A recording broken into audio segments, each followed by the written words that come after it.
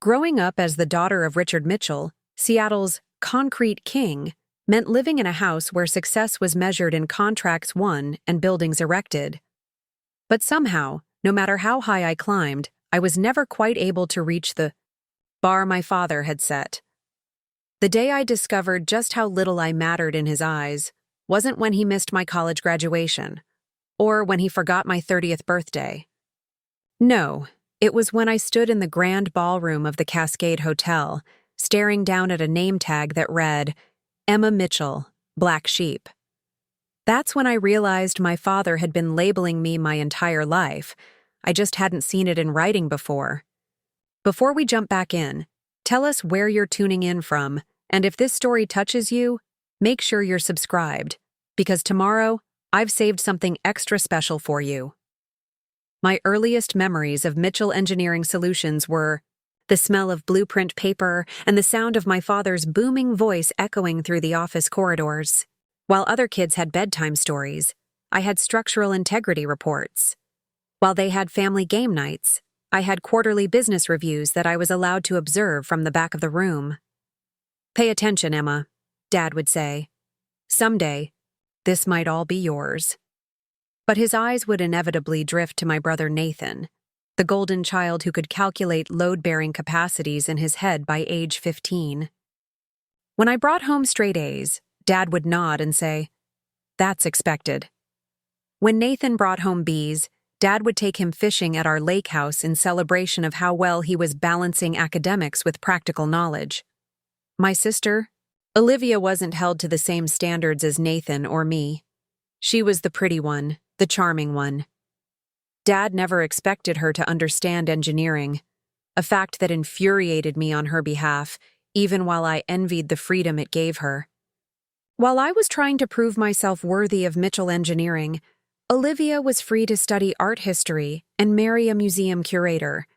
Dad paid for her lavish wedding without complaint, while I was still trying to earn his approval after 15 years working in his industry. I didn't take the expected path. After graduating with honors in civil engineering from MIT, a ceremony my father missed because of a critical project deadline, I didn't immediately join Mitchell Engineering, as everyone assumed I would. Instead, I worked for a competitor for 3 years, learning everything I could about the industry from outside my father's shadow. When I finally returned to Seattle, it wasn't to work for my father. I started my own consulting firm specializing in sustainable design, a direction Dad dismissed as trendy environmentalism, despite the growing demand. I built my reputation carefully, project by project, focusing on innovative solutions that were both environmentally responsible and financially sound. Meanwhile, I watched from the periphery as Dad groomed Nathan to take over Mitchell Engineering. I attended the obligatory family dinners where Nathan's latest accomplishments were celebrated, while my own successes went unmentioned.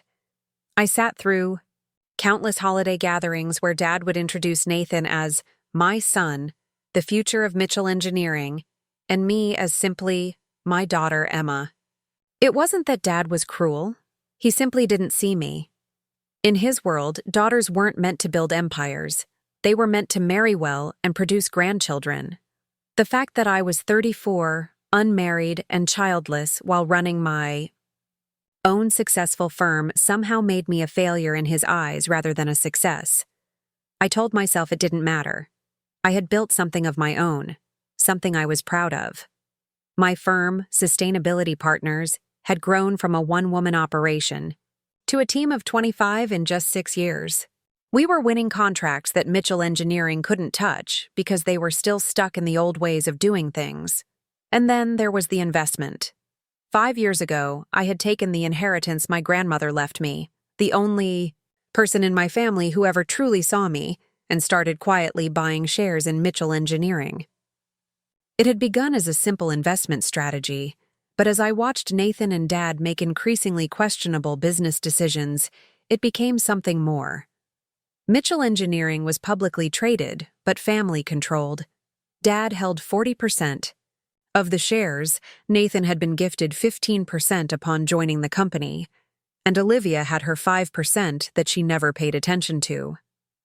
The rest was distributed among various investors. Or at least, that's what Dad believed. What he didn't know was that over the past 5 years, I had systematically purchased shares whenever they became available. It started small. A 1% acquisition here, a 2% there. But it added up. By the time Dad announced his retirement, I owned 22% of Mitchell Engineering, making me the second largest shareholder after my father himself. No one knew. Not Dad, not Nathan, not Olivia. I kept it quiet, working through a holding company that couldn't be traced back to me without significant digging. It wasn't that I planned to take over. I loved my own company too much to abandon it. But I wanted protection, insurance, a seat at the table if I ever needed it. When Dad's retirement party invitation arrived, embossed in gold on heavy cardstock, I felt a momentary softening. Perhaps this was an olive branch. Perhaps after all these years he was finally ready to acknowledge my success. The invitation was formal but included a handwritten note. Emma, it would mean a lot to have all my children there. Dad. All his children. Such a simple phrase, but it made my heart ache with a longing I thought I'd outgrown. Maybe, just maybe, things were changing. I spent more on my outfit for that party than I'd spent on clothes all year. A tailored charcoal suit that conveyed both femininity and authority. Pearl earrings that had belonged to my grandmother. Subtle makeup that highlighted my features without being flashy. I wanted to look successful, confident, someone even Richard Mitchell couldn't dismiss. The Cascade Hotel ballroom was transformed for the occasion. Crystal chandeliers reflected light onto tables adorned with blue and silver. Mitchell Engineering's colors. A timeline of the company's greatest achievements ran along one wall, photographs showing 40 years of growth from a small local contractor to one of the Pacific Northwest's premier engineering firms. I searched the photos as I walked the timeline. There was Dad breaking ground on his first major project. Dad and Mom, before the divorce, at the ribbon cutting for the Sullivan Bridge. Dad and Nathan reviewing plans for the Westlake Tower.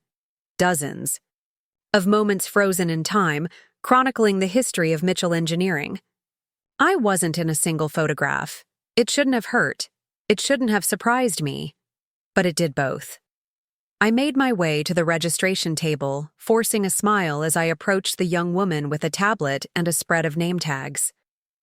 Emma Mitchell, I said. I'm Richard's daughter. She brightened. Oh yes, Ms. Mitchell. We have your place card right here. She handed me a name tag, and I looked down to see Emma Mitchell, Black Sheep, printed in elegant script. I blinked, certain I'd misread it, but no, there it was. Black Sheep.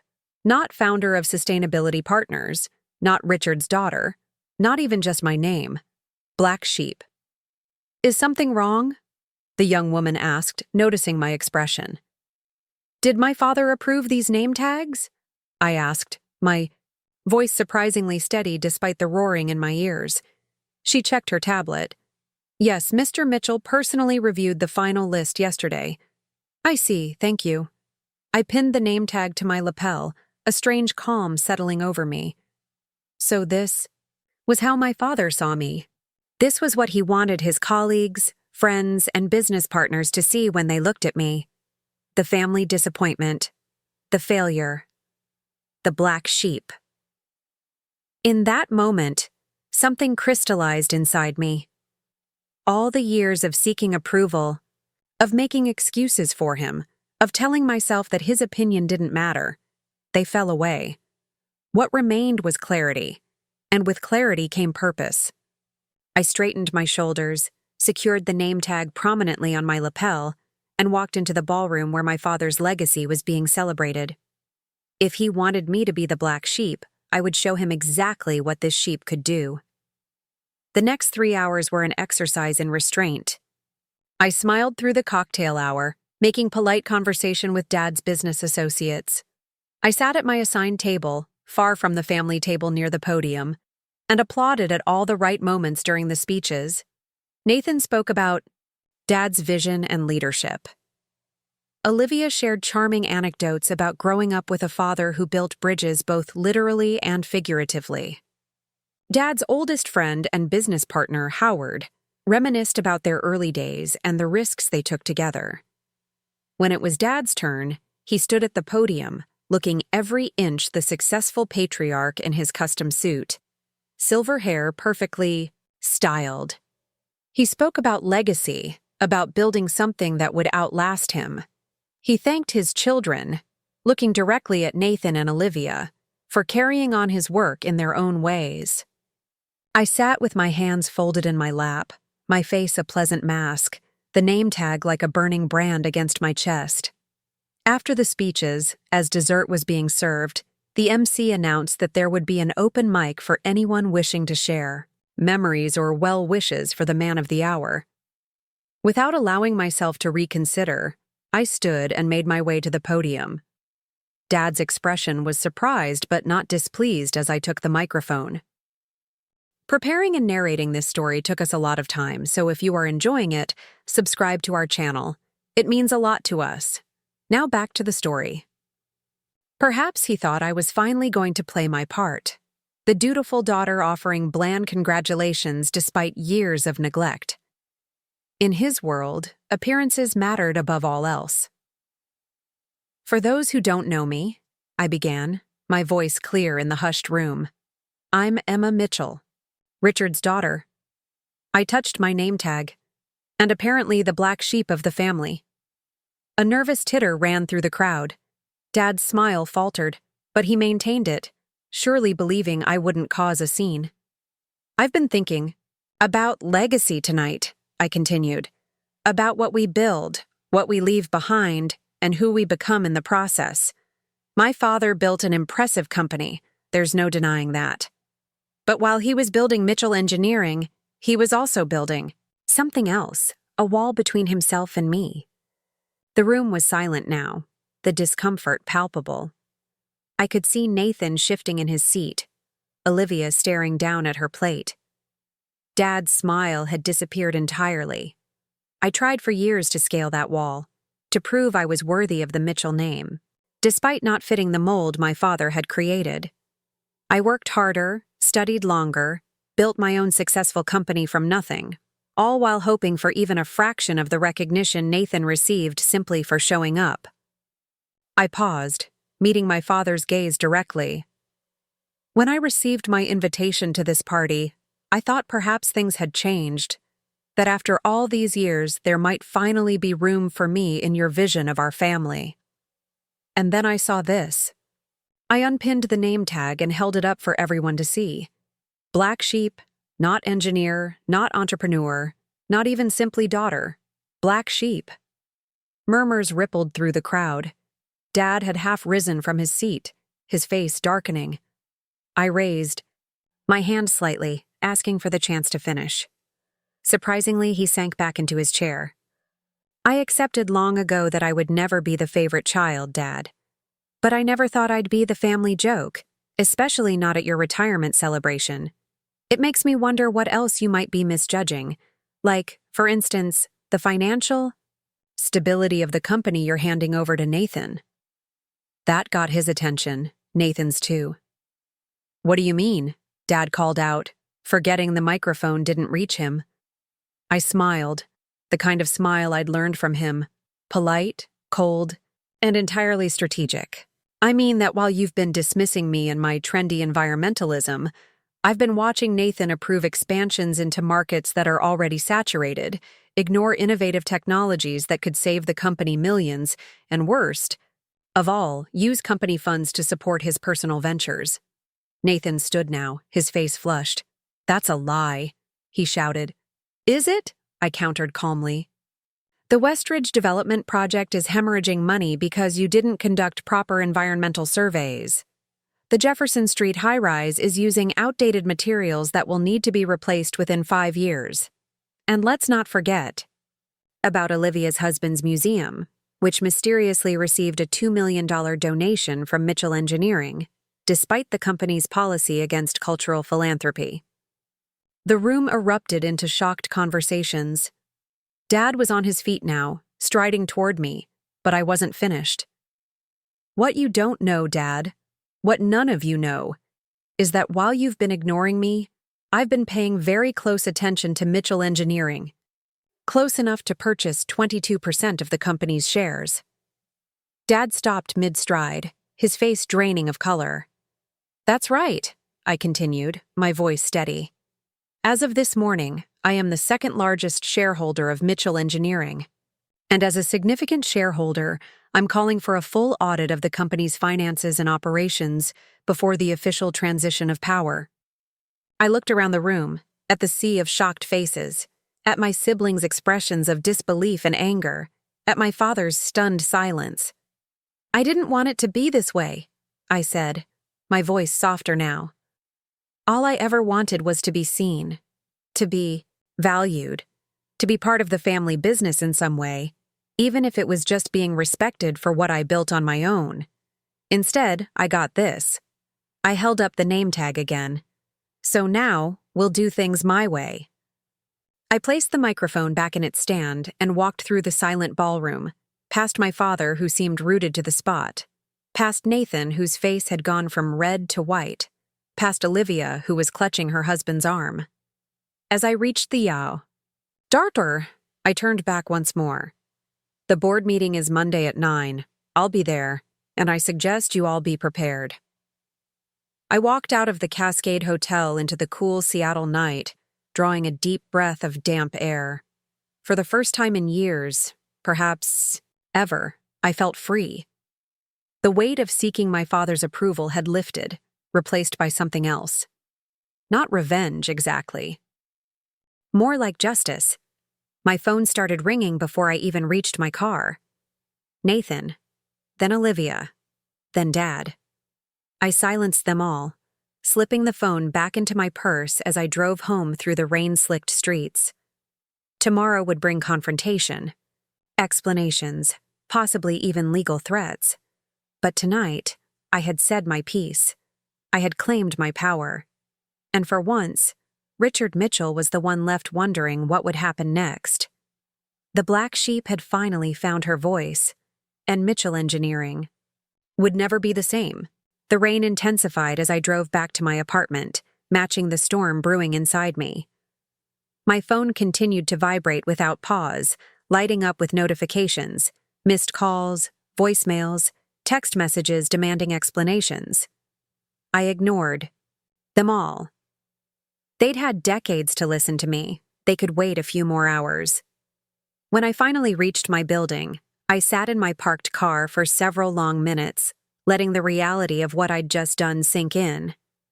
The engine ticked as it cooled, raindrops drummed against the roof, and somewhere in the distance, thunder rumbled. I'd thrown down a gauntlet I couldn't take back.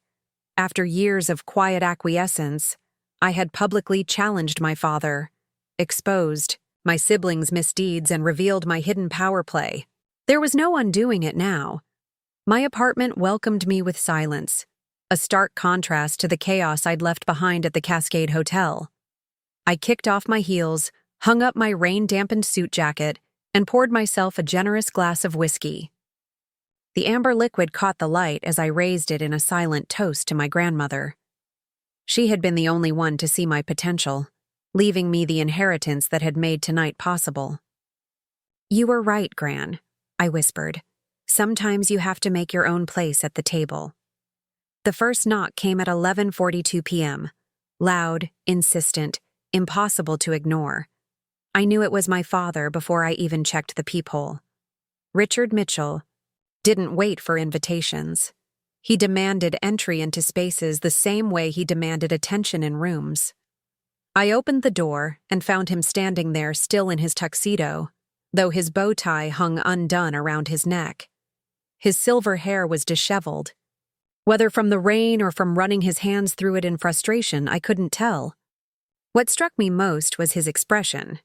Not anger, as I'd expected, but something closer to bewilderment. "We need to talk," he said, his voice rougher than usual. "I believe we do," I replied, stepping aside to let him in. He surveyed my apartment. With quick glances, taking in the minimalist furniture, the wall of engineering books, the framed awards from sustainable design competitions. It occurred to me that this was the first time he'd ever visited my home, despite my having lived here for nearly 5 years. "You've been busy," he said, gesturing vaguely at a framed magazine cover featuring me and my latest project. "Yes," I answered simply, offering nothing more. I'd spent a lifetime filling awkward silences with my father. Tonight, I would let him do the work. He paced a few steps, hands in his pockets, suddenly looking older than his 65 years. 22%, he finally said. "How did you manage that without anyone noticing?" "Carefully," I replied, taking a seat on my sofa and indicating he should sit as well. "And with patience, something I've had abundant practice with." He remained standing. "Why, Emma? If you wanted a position in the company, you could have just asked. There was no need for whatever this is." The audacity of his statement nearly made me laugh. Asked? Like I asked to join the company.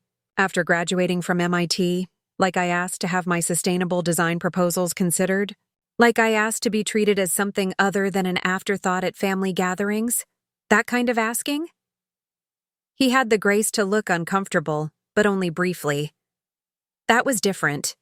You were young, inexperienced. I was top of my class with innovative ideas that could have transformed Mitchell Engineering years ago," I cut in, my voice leveled despite the anger simmering beneath.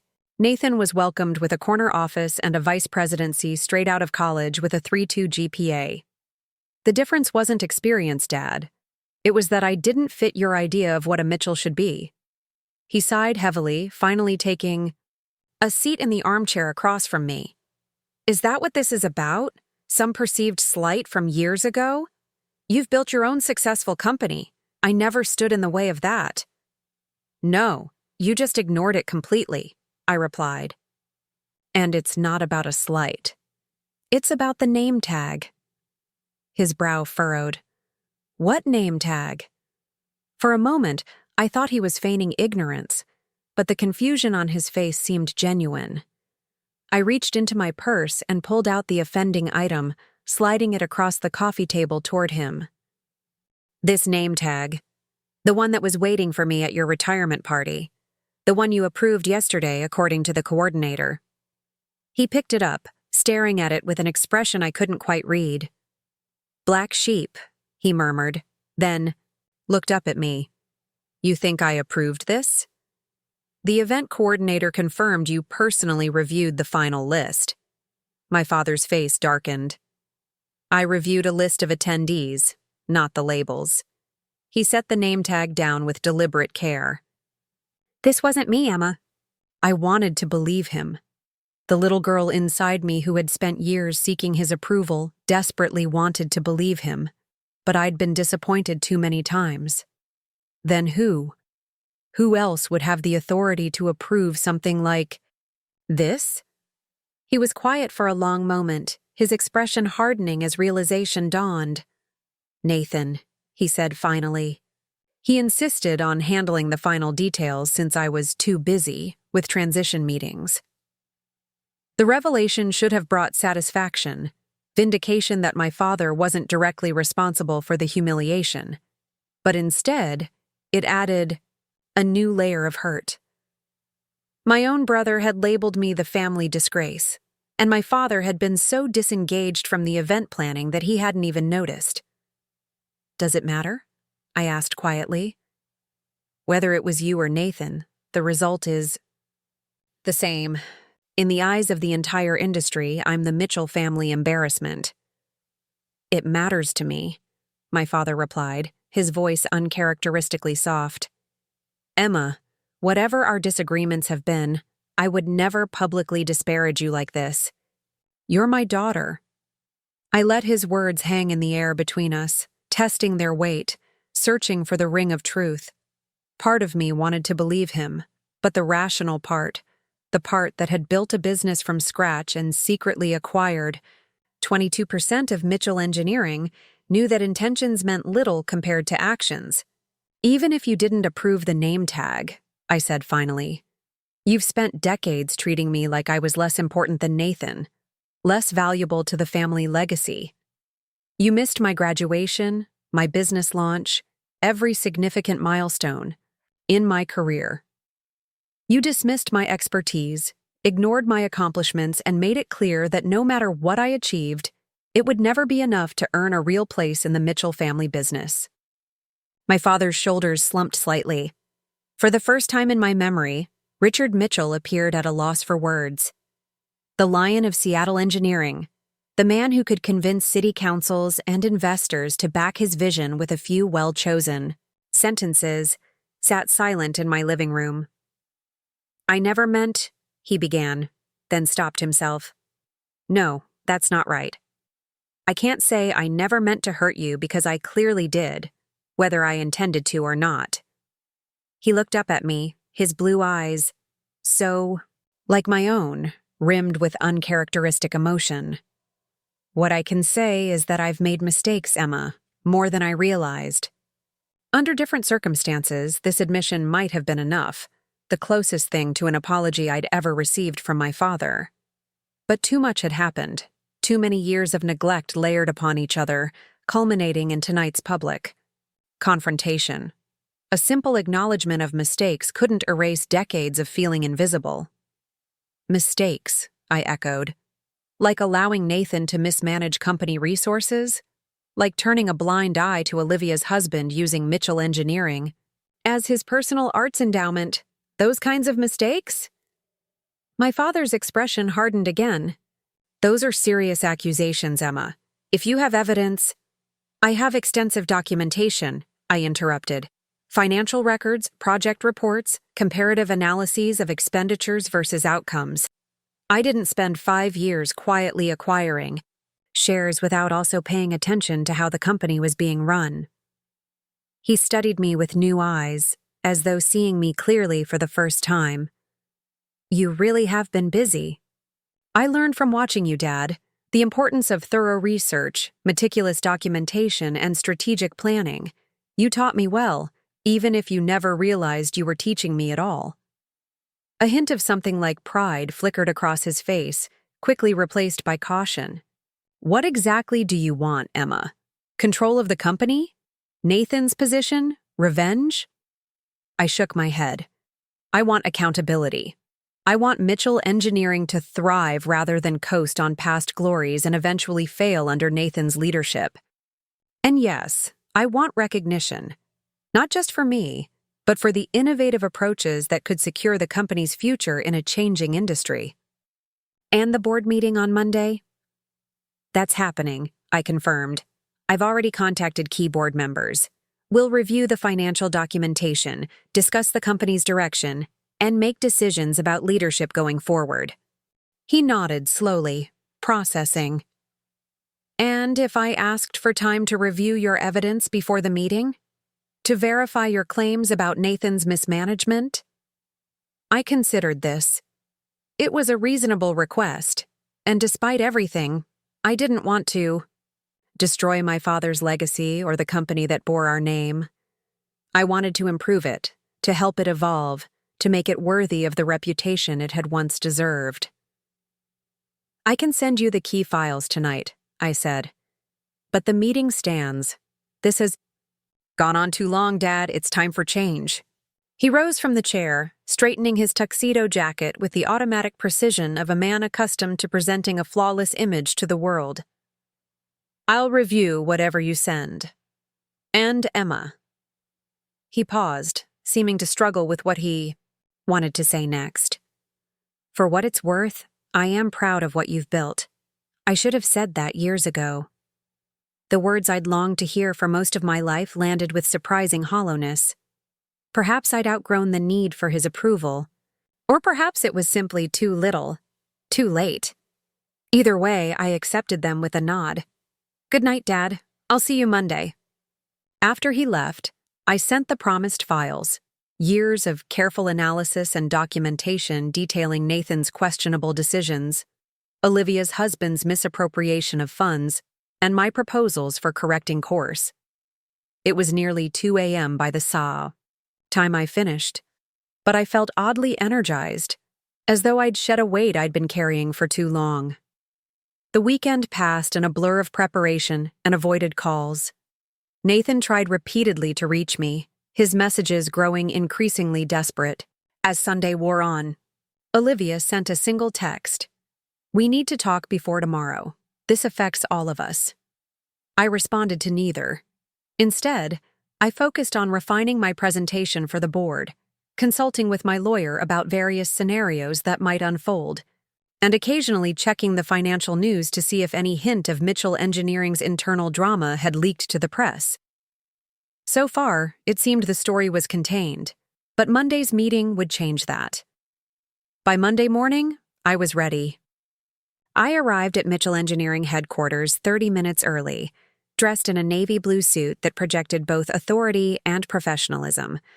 The receptionist, a woman who had worked there since I was a child, did a double take when I gave my name. "Miss Emma, I didn't know you were expected today." "I am," I assured her. "The board meeting at 9. Her confusion was evident. "But the board meeting isn't until next week. Today is just the transition ceremony for Mr. Nathan." A cold feeling settled in my stomach. "Check again, please. There should be a special board meeting scheduled for 9 o'clock this morning." She looked through her computer, frowning slightly. "I'm sorry, Miss Emma. There's nothing on the calendar except the transition ceremony at 11. I pulled out my phone, checking the emails I'd exchanged with board members confirming today's meeting. They were all there, clear as day. "Could you call Mr. Howard Brennan, please? He's expecting me." Howard was my father's oldest friend and business partner, one of the few board members I trusted to be impartial. The receptionist made the call, her expression growing increasingly uncomfortable as she listened to whatever was being said on the other end. "Mr. Brennan says—" She hesitated, glancing at me apologetically. "He says the meeting was postponed, at your father's request.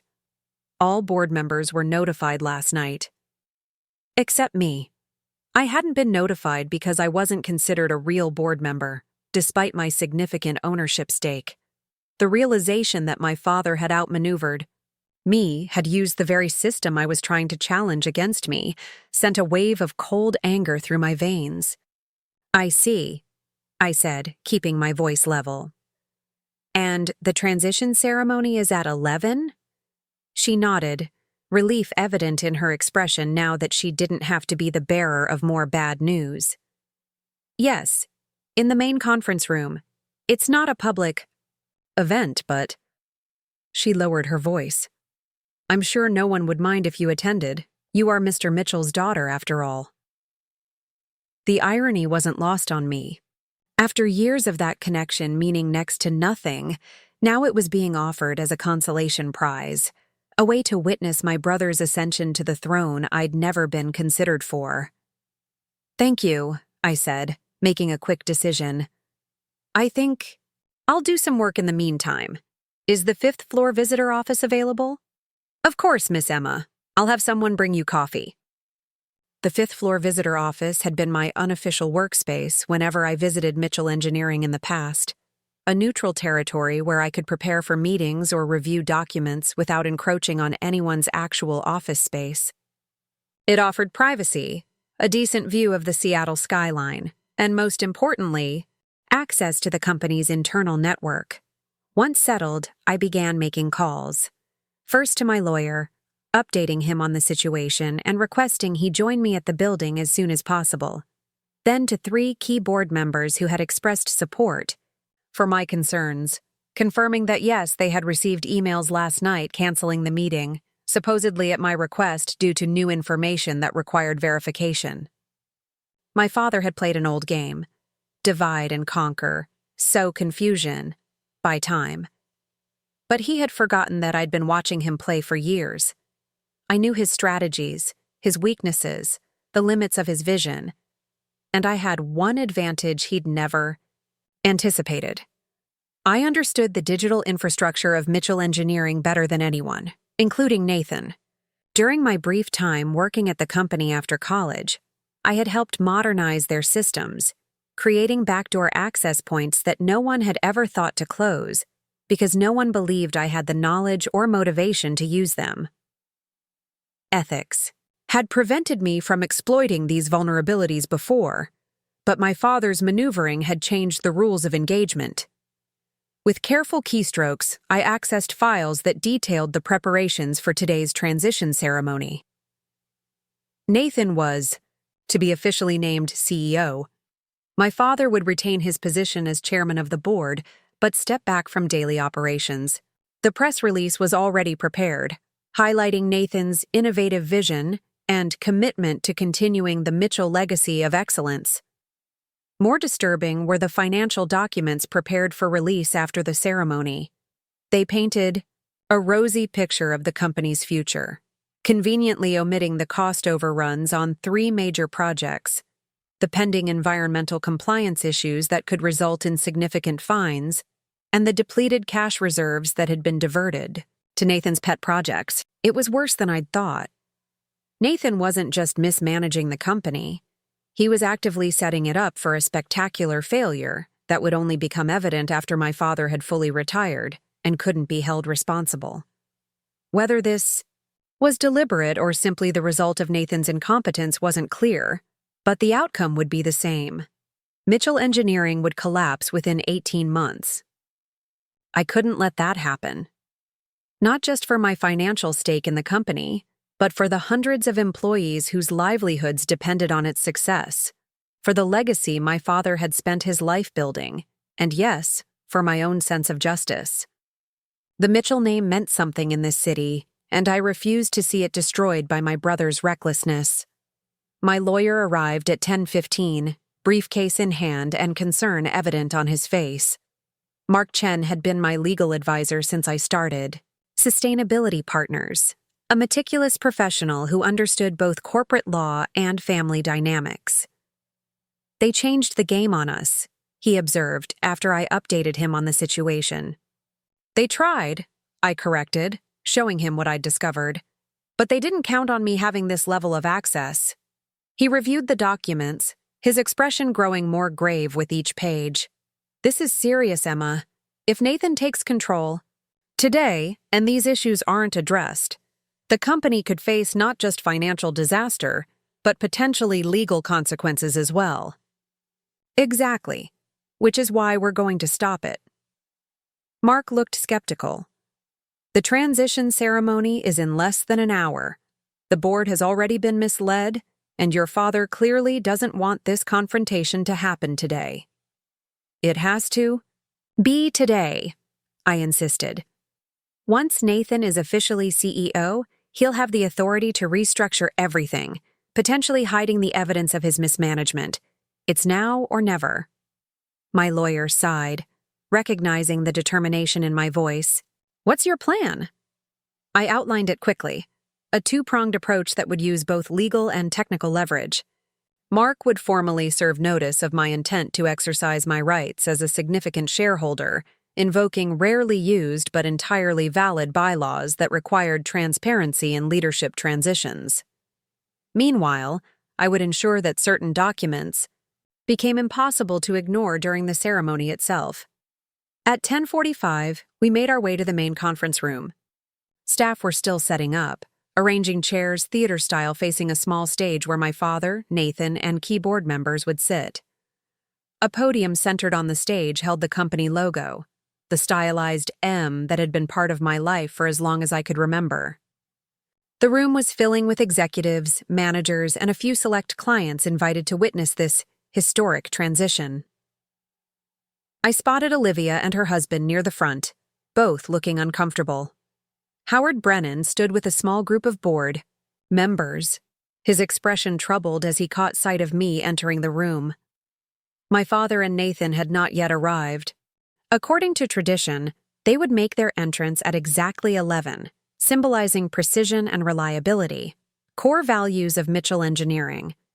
We took seats near the back, and Mark quietly left to deliver our legal notice to the company.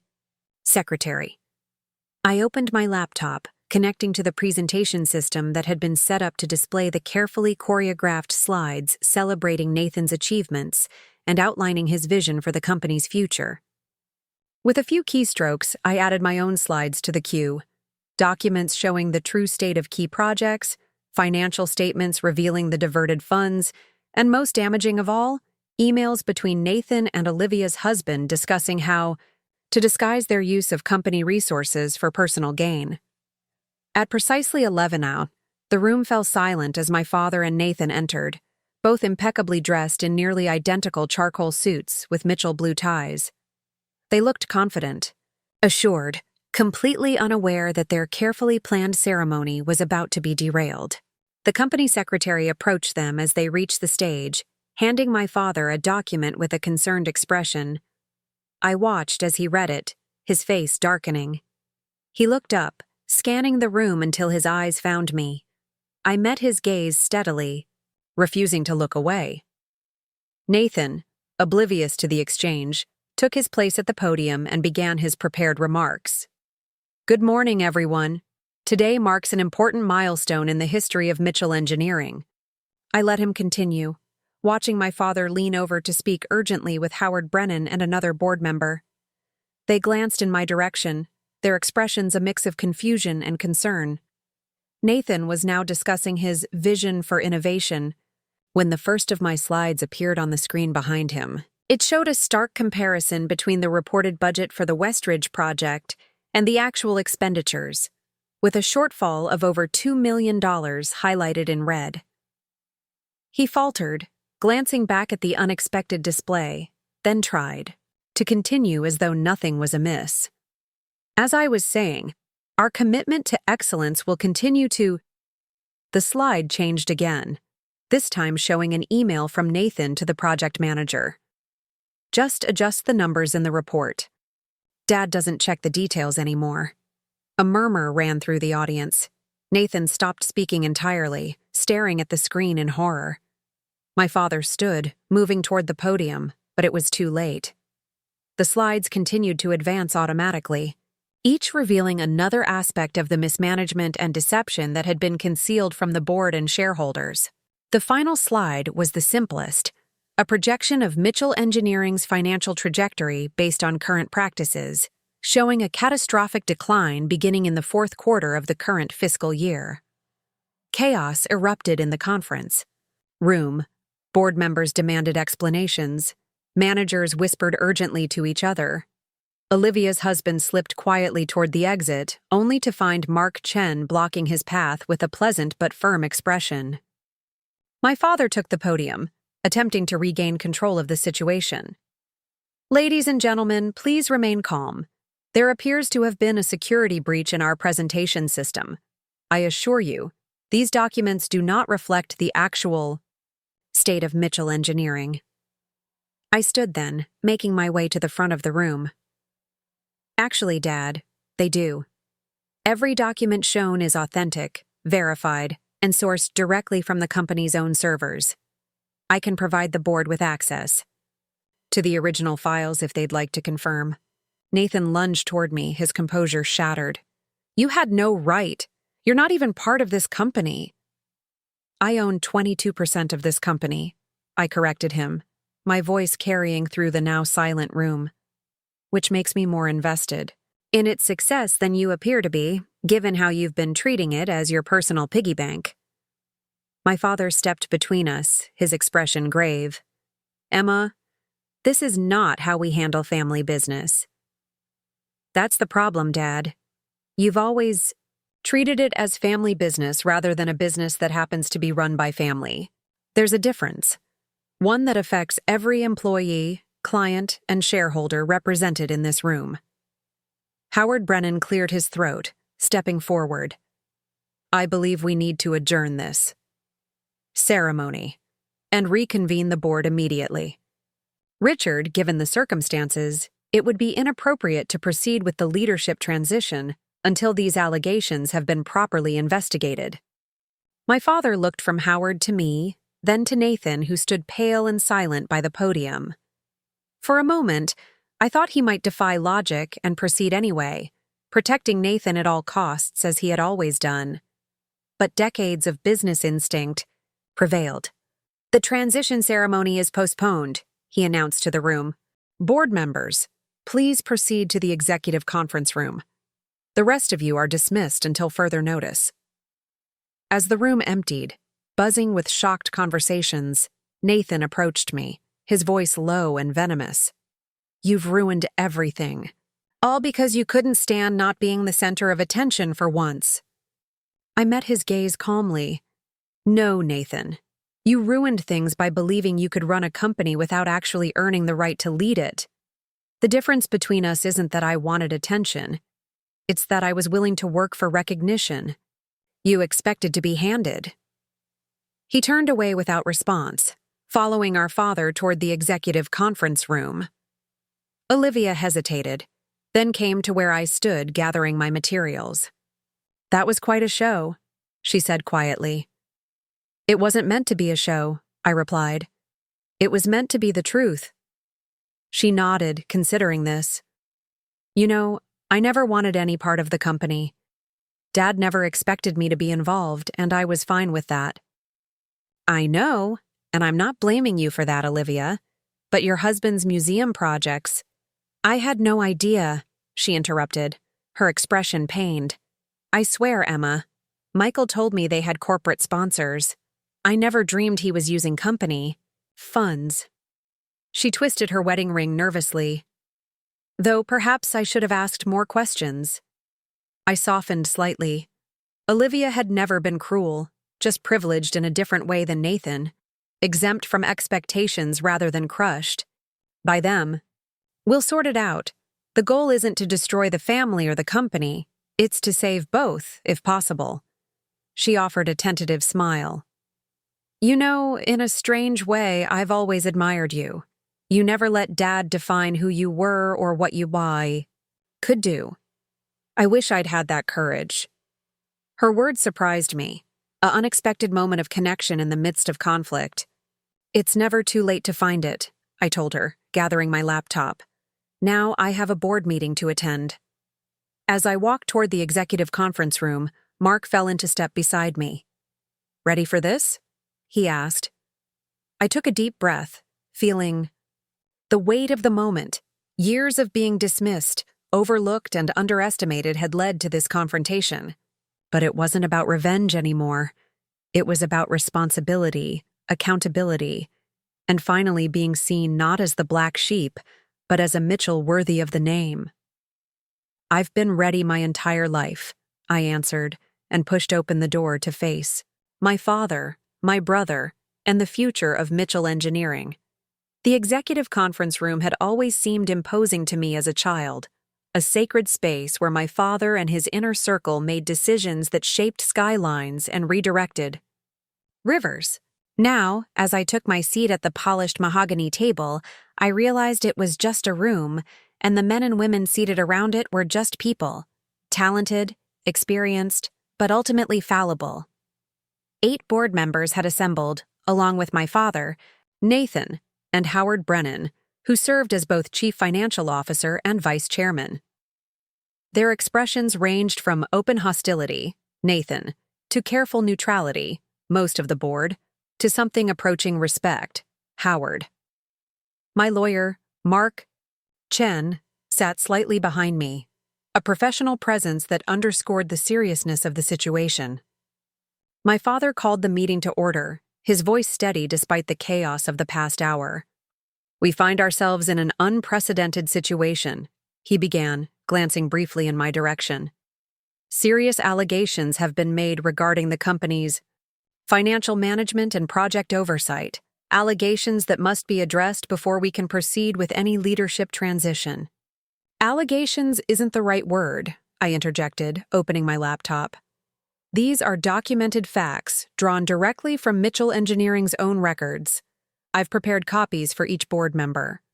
With a nod to Mark, who distributed folders containing printouts of the key documents, I continued. "Everything you're about to see has been verified by independent financial analysts."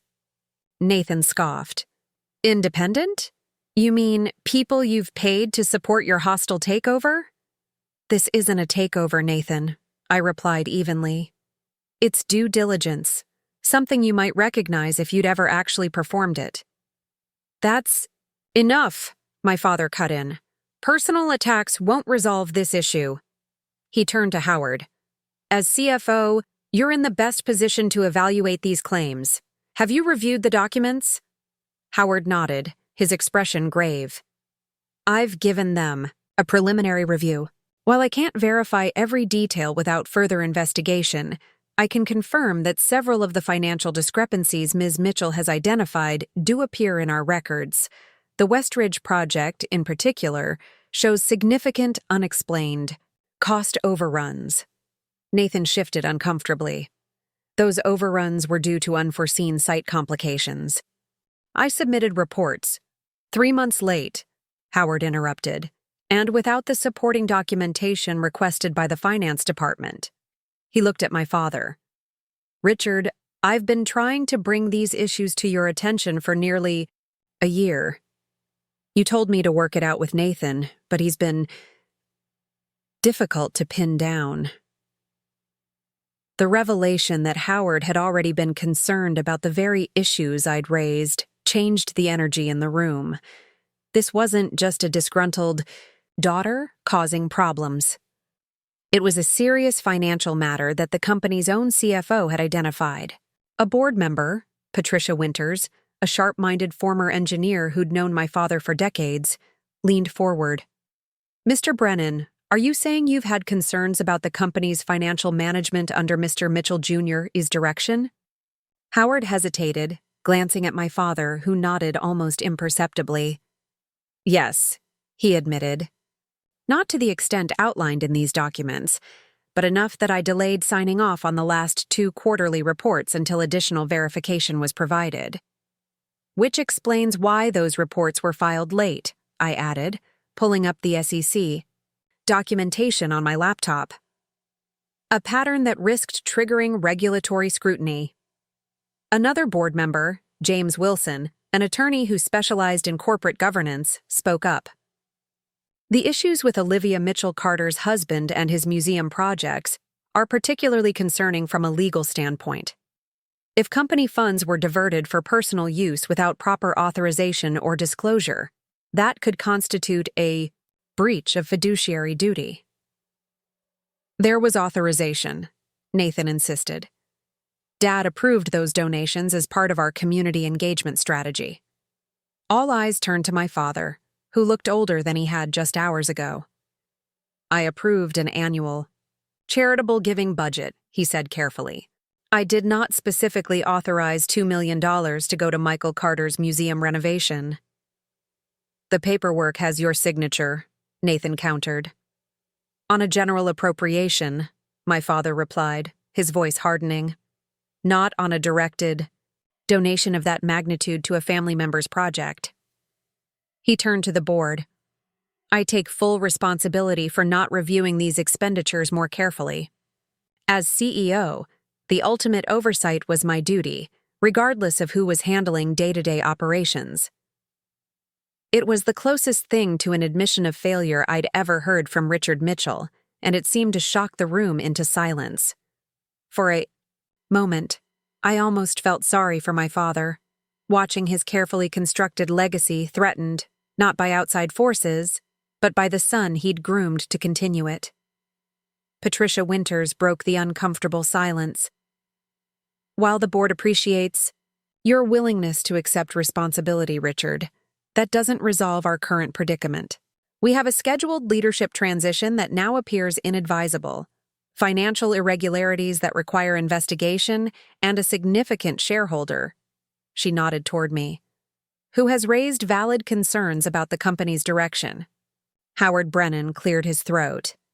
If I may make a suggestion, we should appoint an independent auditor to review all financial records for the past 3 years.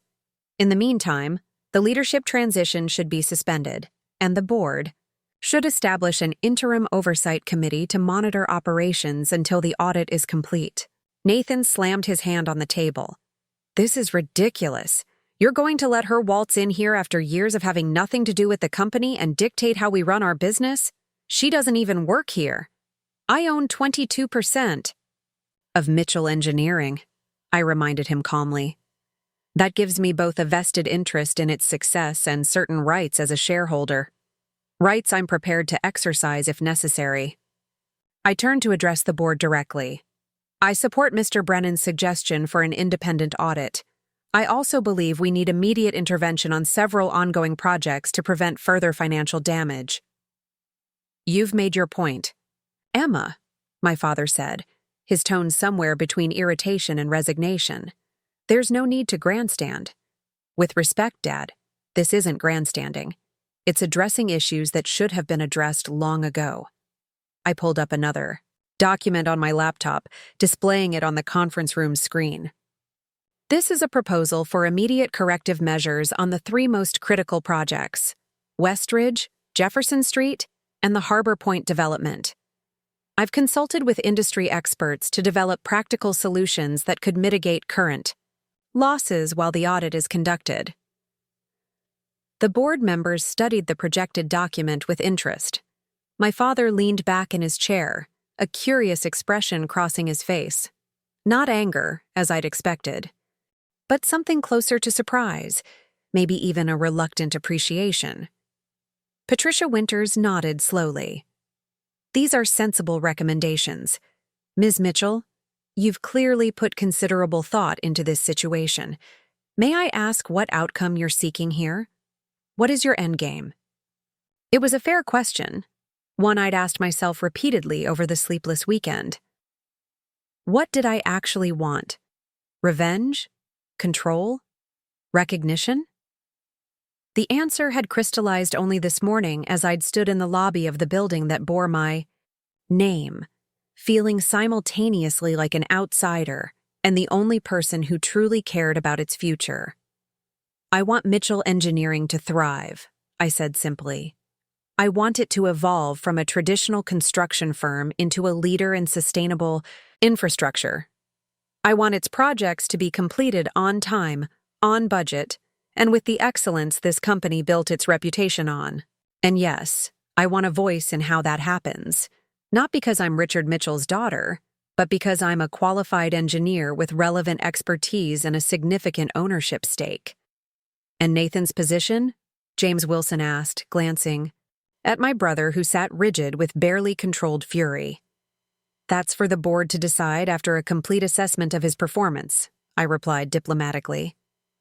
I'm not calling for his removal, I'm calling for accountability. Howard Brennan nodded, seemingly satisfied with my response. I move that we adopt Mr. Brennan's suggestion for an independent audit and suspend the leadership transition pending its completion, Patricia Winters said formally. I further move that we establish an interim oversight committee to include at least one independent board member, the CFO, and Ms. Mitchell as a significant shareholder representative. Seconded, said James Wilson. My father, still acting as chairman, looked around the table. All in favor? 6 hands went up immediately. A 7th, my father's, rose after a moment's hesitation. Nathan, of course, kept his hand down, as did one board member who had been his vocal supporter. The motion passes, my father announced. Howard, please arrange for the independent audit to begin immediately. Patricia, James, you'll join Howard. And Emma on the oversight committee. We'll reconvene in 1 week to review preliminary findings. He glanced at his watch. This meeting is adjourned. As people gathered their materials and began to file out, Nathan leaned across the table toward me. You won't get away with this, he hissed, quiet enough that only I could hear. You think you've won, but you have no idea what you're getting into. I met his gaze steadily. I know exactly what I'm getting into, Nathan. The question is whether you ever did. He pushed away from the table and stormed out, leaving me alone with my father, who stood by the window, looking out at the Seattle skyline, a view punctuated by buildings that Mitchell Engineering had helped create. You planned this, he said without turning around.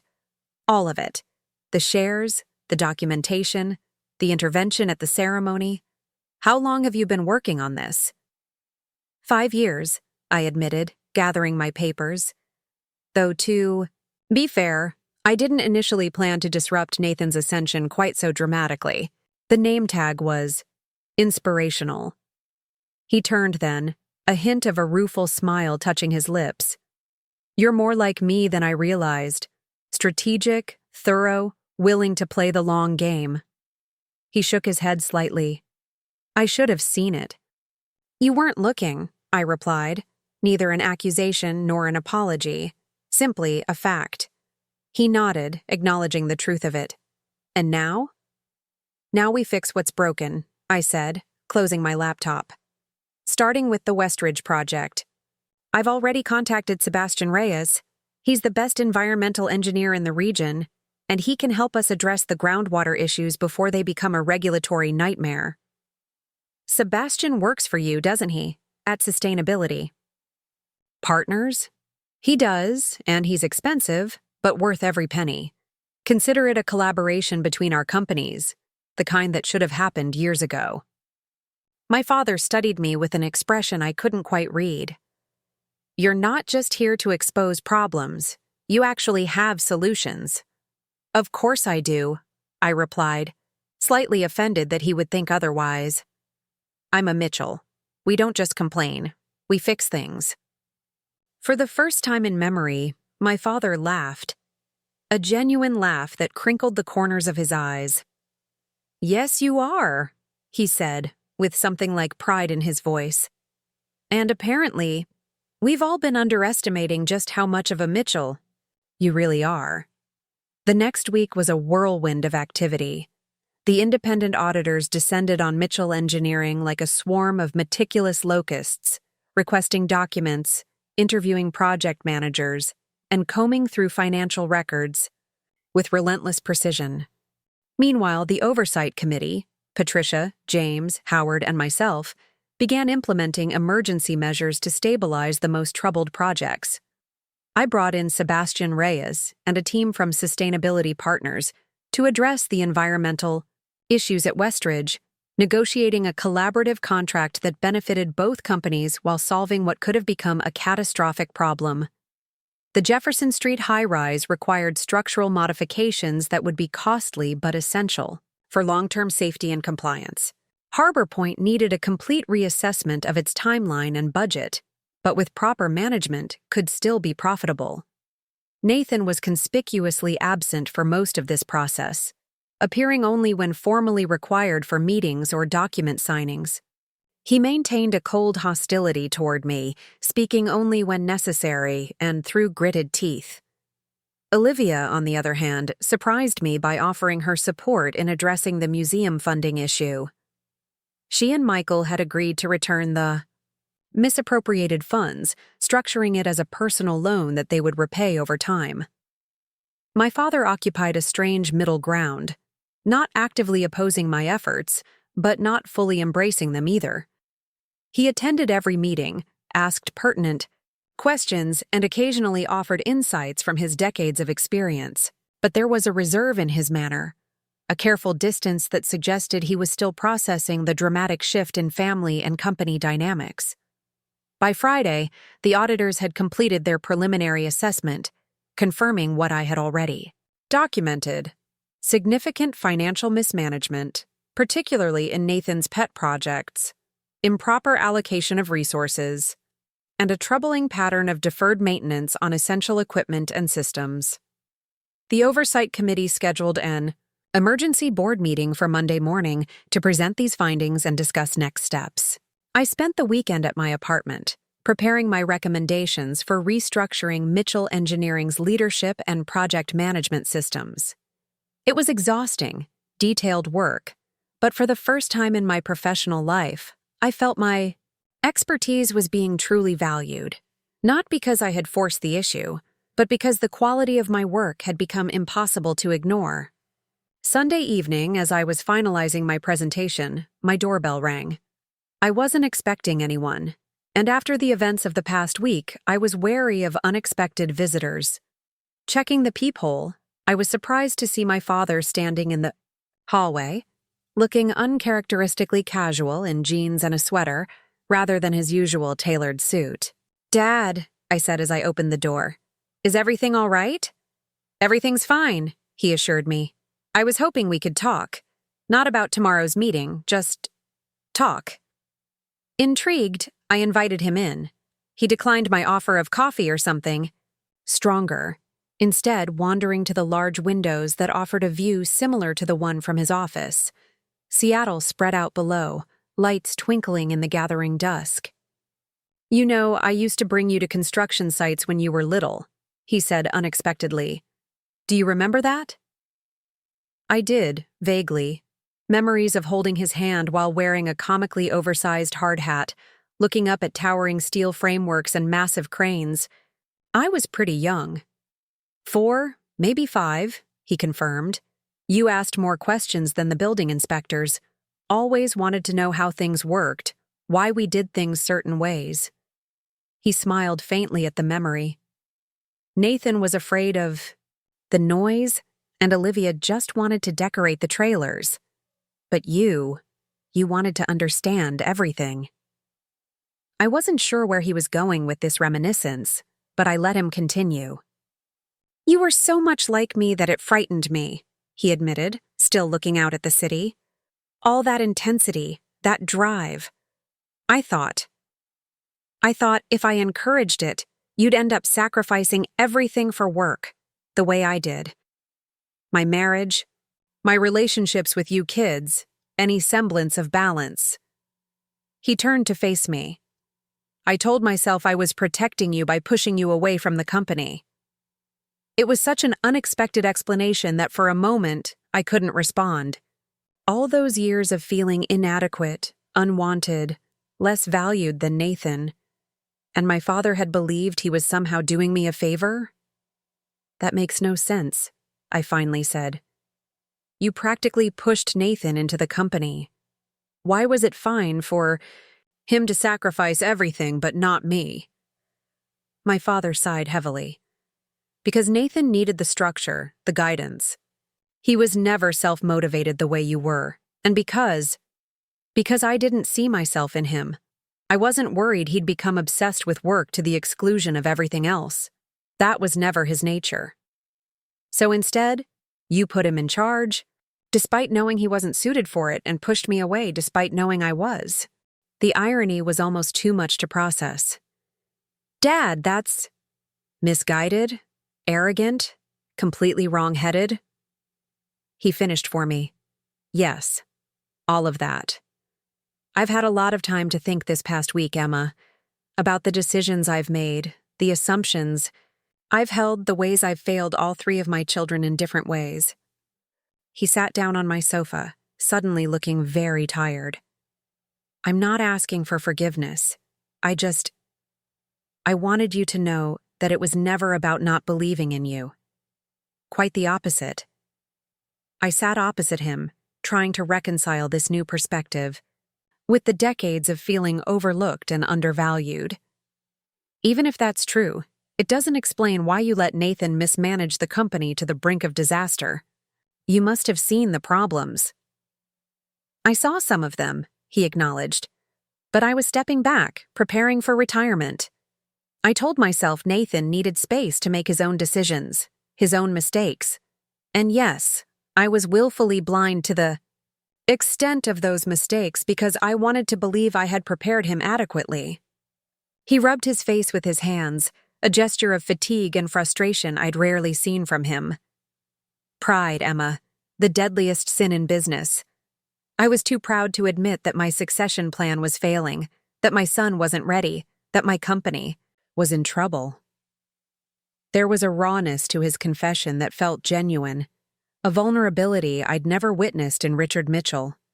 For the first time, I was seeing my father not as the invincible titan of industry or the distant patriarch, but as a flawed human being capable of profound misjudgments despite good intentions. What about now? I asked.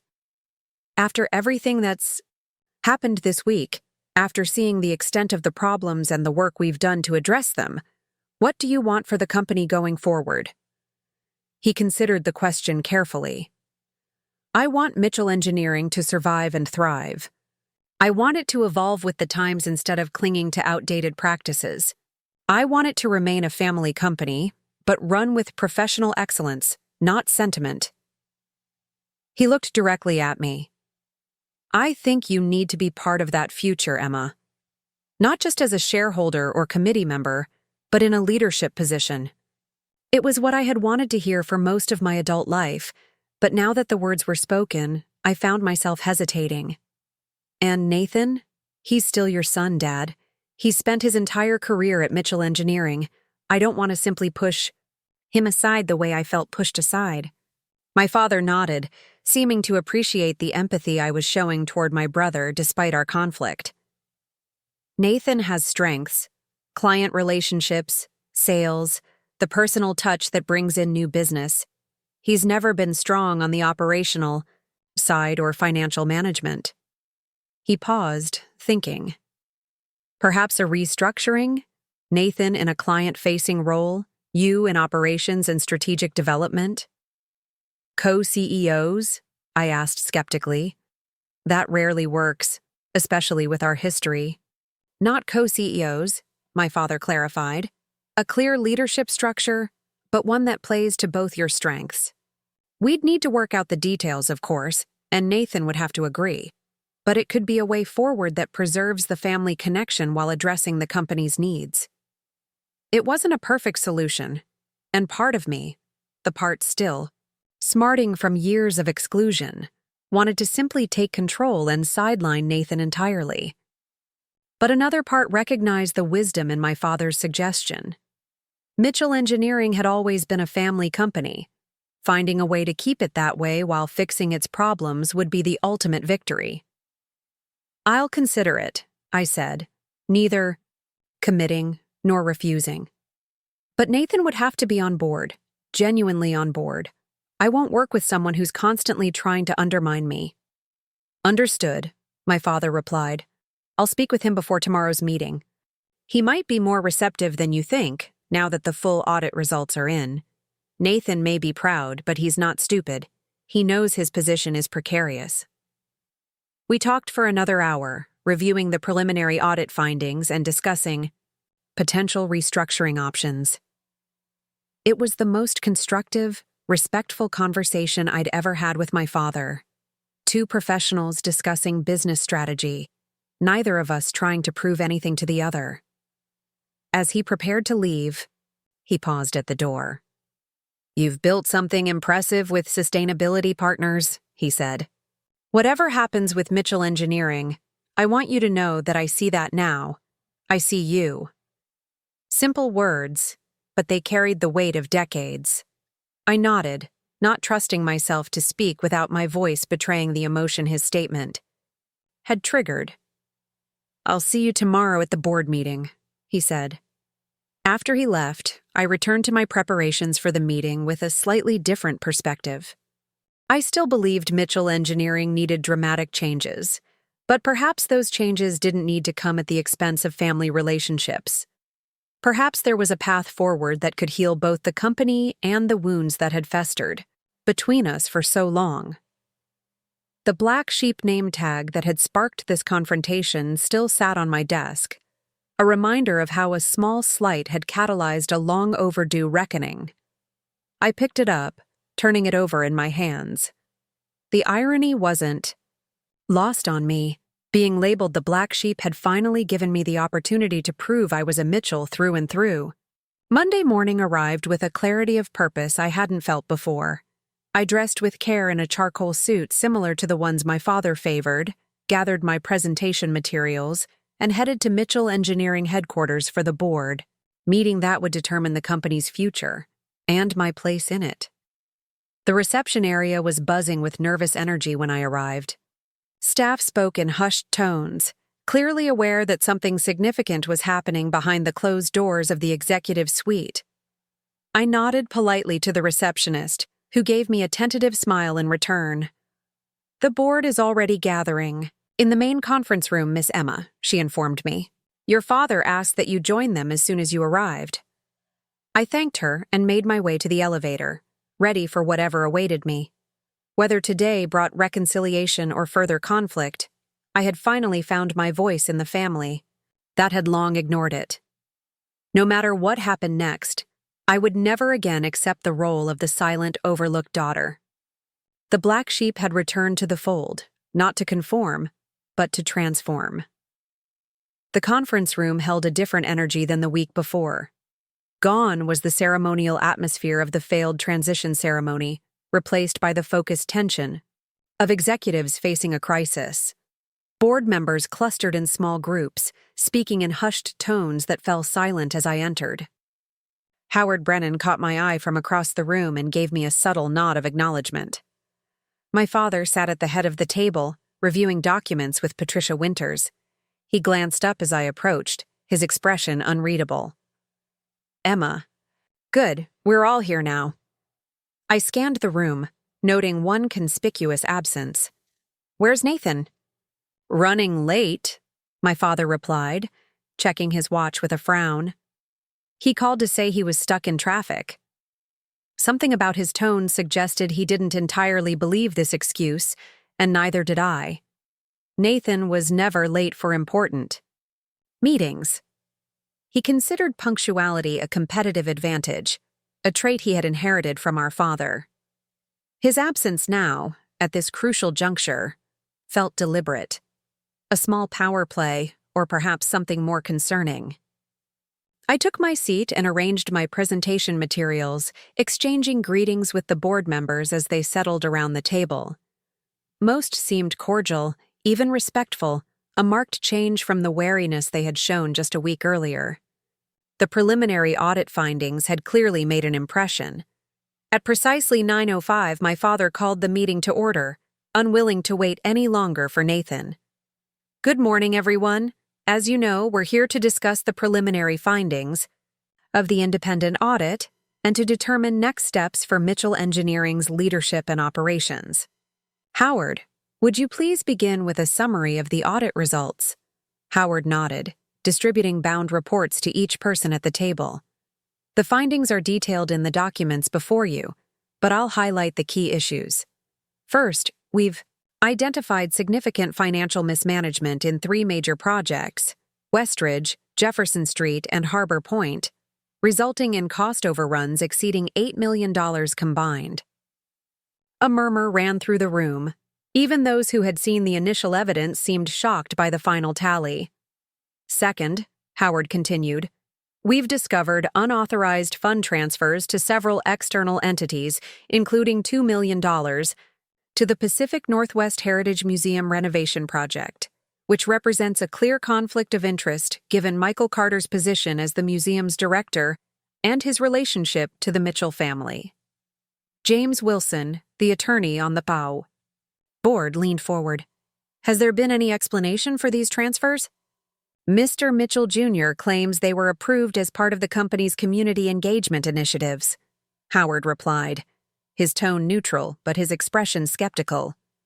However, we have not found documentation of proper board approval for donations of this magnitude, nor do they align with the company's established philanthropic guidelines. What about the operational issues? Patricia Winters asked, turning to the relevant section in her report. Howard grimaced slightly. That's where things become even more concerning.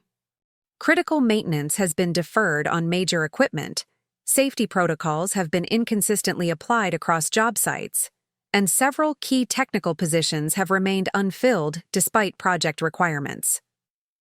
The audit team believes these issues stem from prioritizing cost-cutting over operational integrity. The door opened, and Nathan finally entered, immaculately dressed, but with a tightness around his eyes that betrayed his stress. I apologize for my tardiness, he said, taking his seat without making eye contact with anyone. Please continue. My father nodded to Howard, who resumed his summary. The audit also examined the company's cash flow situation, which is more precarious than previously reported. If current trends continue, Mitchell Engineering will face significant liquidity challenges within 6 to 8 months. This revelation seemed to genuinely shock several board members who hadn't been privy to the Oversight Committee's work over the past week. One of them, Robert Chang, a financial analyst who had joined the board recently, looked particularly disturbed. "How did we get here?" he demanded. "Mitchell Engineering has been profitable for decades. How could the situation deteriorate so rapidly without warning signs?" All eyes turned to Nathan, who straightened his tie before responding. "These findings are exaggerated and taken out of context," he said with forced confidence. "Every major construction firm faces cost overruns and project delays. The audit is painting routine business challenges as catastrophic failures." Howard shook his head. "These are not routine challenges, Nathan. The pattern of financial decisions indicates either gross negligence or deliberate misrepresentation. Neither is acceptable for a company of Mitchell Engineering's standing." Nathan's face flushed. "You've always undermined me, Howard. Ever since I took over day-to-day operations, you've questioned every decision, demanded excessive documentation." "Which is my job as CFO," Howard interrupted calmly. "Financial oversight isn't undermining. It's essential governance." My father raised a hand, silencing the brewing argument. "The findings speak for themselves. The question now is how we move forward." He turned to me. "Emma, I believe you've prepared recommendations for the board's consideration?" I nodded, connecting my laptop to the room's display system. "Yes." After reviewing the audit findings and working closely with the Oversight Committee this past week, I've developed a comprehensive restructuring plan that addresses both the immediate financial concerns and the long-term strategic direction of Mitchell Engineering. As my presentation appeared on the screen, I noted Nathan's expression darkening. He clearly expected me to use this opportunity to push for his complete removal. What he didn't yet understand was that my goal had evolved beyond simple vindication. "Mitchell Engineering stands at a critical juncture," I began. "The company can either continue down its current path toward financial instability, or it can embrace a new direction that builds on its legacy while adapting to changing market demands. I'm proposing the latter through a three-phase approach. I outlined the first phase, emergency interventions already underway to stabilize the troubled projects, explaining how the collaboration with sustainability partners had already yielded significant improvements at the Westridge site.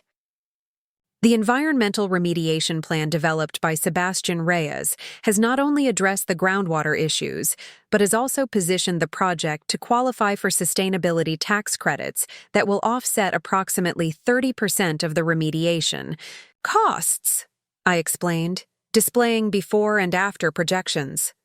Patricia Winters nodded approvingly. "I visited the site yesterday. The progress is remarkable given the short time frame." I moved to the second phase of my plan, financial restructuring and operational reforms, which included tighter project management protocols, enhanced oversight mechanisms, and a comprehensive review of all current contracts to identify potential problems before they escalated. "We need to restore Mitchell Engineering's reputation for excellence and reliability," I emphasized. "That means being honest about our capabilities, realistic about timelines, and transparent about costs, even when those conversations are difficult." Nathan shifted in his seat but remained silent, his expression unreadable. My father watched, me with growing interest, occasionally nodding at particular points in my presentation. The third phase was where I expected the most resistance, leadership restructuring. I took a deep breath before proceeding, aware that this moment would determine whether healing was possible or whether the rift in our family would become permanent. "Mitchell Engineering has always been a family company," I said, meeting my father's gaze briefly. "That legacy is worth preserving, but it must be balanced with professional management practices that put the company's health first. I'm proposing a new leadership structure that leverages the strengths of both family and non-family executives." My proposed organizational chart appeared on the screen. It showed a clear hierarchy with my father remaining as chairman of the board, but with operational leadership divided into distinct domains: client relations and business development under Nathan, operations and project management under me, and financial oversight under Howard, who would report directly to the board to ensure independent accountability. Nathan stared at the screen, visibly processing the fact that he hadn't been removed entirely, but rather repositioned to focus on his genuine strengths. My father's expression softened slightly, recognizing the compromise I was offering. This structure creates checks and balances while allowing each executive to focus on areas where they excel, I explained. Nathan has always been exceptional at client relationships and business development. His personal connections and sales abilities have brought in millions in contracts over the years. Nathan looked up sharply, clearly surprised by this acknowledgement of his contributions. Meanwhile, I continued, my experience in engineering management and sustainable design positions me to oversee operations and project execution, ensuring that we deliver on the promises we make to those clients. Howard's financial expertise and institutional knowledge are invaluable for maintaining fiscal responsibility. James Wilson studied the proposal with interest. And how would decisions be made among this executive team? Who has final authority in cases of disagreement? Major decisions would require consensus among the executive team, with unresolved disputes escalated to the board, I replied. However, each executive would have clear autonomy within their domain, subject to established budgets and performance metrics. Robert Chang nodded approvingly. It's a sensible structure that provides both specialization and accountability. The question is whether it can work given the personal dynamics involved. All eyes turned to Nathan, who had remained uncharacteristically quiet throughout my presentation.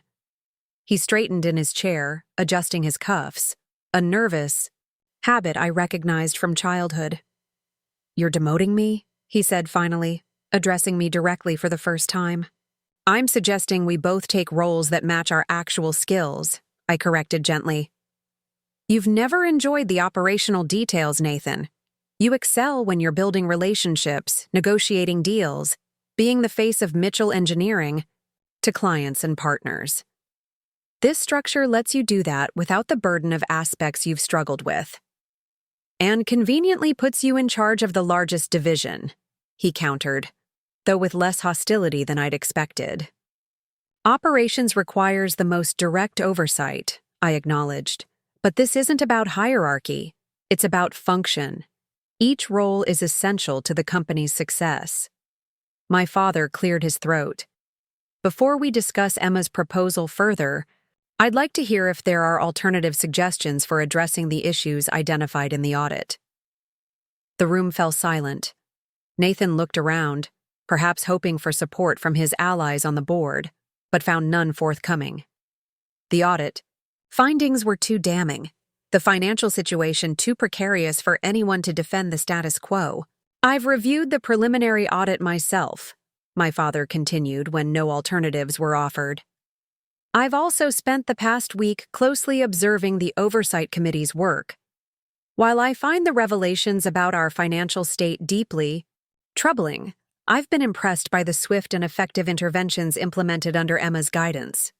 He turned to Nathan. Son, this isn't about punishing you or taking away what you've worked for. It's about acknowledging that different aspects of running a complex enterprise require different skills. Your sister has demonstrated capabilities that complement your own. Together, with the right structure, you could strengthen Mitchell Engineering far more than either of you could alone. Nathan's jaw tightened. And if I refuse? If I don't want to be repositioned in my own company? Then the board will need to consider more drastic measures, Howard said quietly. The audit findings would support removing you entirely, Nathan. This compromise preserves your role while addressing the serious issues that have developed under your management. The stark reality of his situation seemed to finally register with Nathan. His shoulders slumped slightly, the defensive posture giving way to resignation. I need time to consider this, he said.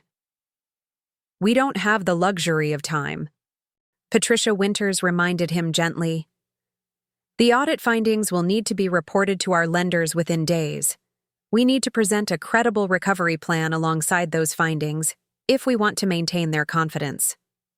My father studied Nathan for a moment, then turned to address the board. I'd like to request a brief recess, 20 minutes for private discussion among family members, after which we'll reconvene for a decision. The board agreed, and as they filed out, leaving only my father, Nathan, and me in the conference room, an uncomfortable silence descended. We were finally alone, the three Mitchells who had circled each other for years in a dance of expectations, disappointments, and unspoken resentments. My father broke the silence first. Nathan, I know this isn't what you envisioned. It isn't what any of us envisioned. But the situation is what it is, and we need to make decisions based on reality, not pride. Nathan shook his head. You don't understand what this feels like. I've dedicated my entire career to Mitchell Engineering, worked alongside you for 15 years, done everything you asked of me. And now, because Emma swoops in with her charts and spreadsheets, I'm supposed to just accept being sidelined? You're not being sidelined, I said, trying to keep frustration from my voice. You're being asked to focus on what you actually do well instead of struggling with aspects of the business you've never mastered. Easy for you to say, he shot back. You get to play the hero while I'm cast as the incompetent villain. That's not enough, my father interrupted. Both of you. He sighed deeply, suddenly looking every one of his 65 years. We're going to have this conversation once, honestly and completely, and then we're going to make a decision and move forward as a family. Understood? We both nodded, falling into the ingrained pattern of responding to his authority despite being adults with our own companies and lives. Nathan, he began, turning to my brother, you have genuine talents that have benefited Mitchell Engineering immeasurably. Your ability to connect with clients, to make people feel valued and heard, to close deals that seemed impossible. These are gifts that can't be taught. But the audit doesn't lie. The operational and financial aspects of leadership have not been your strength, and pretending otherwise has brought us to the brink of a crisis. Nathan started to protest, but our father held up a hand. Let me finish. I bear significant responsibility for this situation. I promoted you before you were ready, failed to provide adequate oversight, and ignored warning signs because I wanted to believe in a smooth transition. That was my failure as CEO and as your father. He turned to me next. Emma, you've proven your capabilities beyond question this past week. Your analysis was thorough, your solutions practical, and your leadership effective. But your approach, publicly exposing these issues at the transition ceremony, was unnecessarily humiliating for your brother and potentially damaging to the company's reputation. It was my turn to feel defensive, but I forced myself to listen, without interruption. That said, my father continued, I understand why you felt such dramatic action was necessary. You've been systematically excluded from a company that bears your name, watched your expertise dismissed despite its obvious value, and been treated as an outsider in your own family's legacy. The black sheep name tag was merely the final insult in a long pattern of disregard. The explicit acknowledgement of how I'd been treated over the years was unexpected, and I felt a knot of emotion tighten in my throat. So here we are, my father concluded, looking between us. A family divided, a company in jeopardy, and a decision to make. We can continue fighting among ourselves until there's nothing left worth fighting for, or we can find a way forward, together. He focused on Nathan. The proposal Emma has presented is fair, reasonable, and frankly, more generous than many boards would offer given the circumstances. It plays to your strengths while addressing the company's needs. Nathan stared down at the conference table, his expression conflicted. And what happens if I agree? If I accept this? Reorganization? Will the audit findings be kept internal? The lenders will need to be informed, I replied. but we can present it as part of a strategic restructuring rather than a crisis. Response. The public narrative would focus on Mitchell Engineering evolving its leadership model to address changing market conditions. Saving face, Nathan muttered. Saving the company, I corrected, and giving you the opportunity to rebuild your reputation by excelling in a role you're actually suited for. He was quiet for a long moment, wrestling with his pride and the reality of his situation. Finally, he looked up at our father. If I accept this, I want assurances, a detailed employment contract specifying my authority, compensation, and position security. I won't be gradually squeezed out once the crisis has passed. My father nodded. That's reasonable. Emma? I have no objection to formal agreements that clarify everyone's roles and responsibilities, I said. In fact, I think it's essential for the new structure to function properly. Nathan turned to me, his expression still guarded but less hostile than before. And what about sustainability partners? Are you planning to merge it with Mitchell? Engineering? Take over both companies? It was a fair question, one I had contemplated extensively over the past week. No, I said decisively. Sustainability Partners remains independent. I'll step back from day-to-day operations there, promoting Sebastian to managing director while I focus on Mitchell Engineering, but the companies will remain separate entities that collaborate when mutually beneficial. This seemed to reassure him somewhat. And Olivia? What happens with her shares and her husband's museum situation? Olivia has already agreed to join the board in a non-executive capacity, my father answered. She wants to be more engaged in the family business going forward. As for Michael and the museum funds, they've committed to repaying the full amount over 5 years, with interest. No criminal charges will be pursued, provided they comply with the repayment schedule. Nathan absorbed this information, then finally nodded. All right, I'll accept the restructuring under those conditions, but I want it clear that I'm doing this under protest, and only because the alternatives are worse for everyone. It wasn't a warm embrace of collaboration, but it was a start. My father looked relieved, reaching out to squeeze Nathan's shoulder briefly before turning to me. Emma, are you committed to making this work? I am, I confirmed. I've never wanted to destroy Mitchell Engineering or push Nathan out. I want the company to succeed, and for both of us to contribute to that success in meaningful ways. My father nodded, seeming satisfied. Then let's inform the board of our decision. As we prepared to call the others back in, Nathan gave me a long look. You know this won't be easy. We've never worked well together. We've never really tried, I pointed out. We've been competing for Dad's approval our entire lives, not collaborating toward common goals. Maybe it's time to try something different. A ghost of a smile touched his lips. Always the optimist.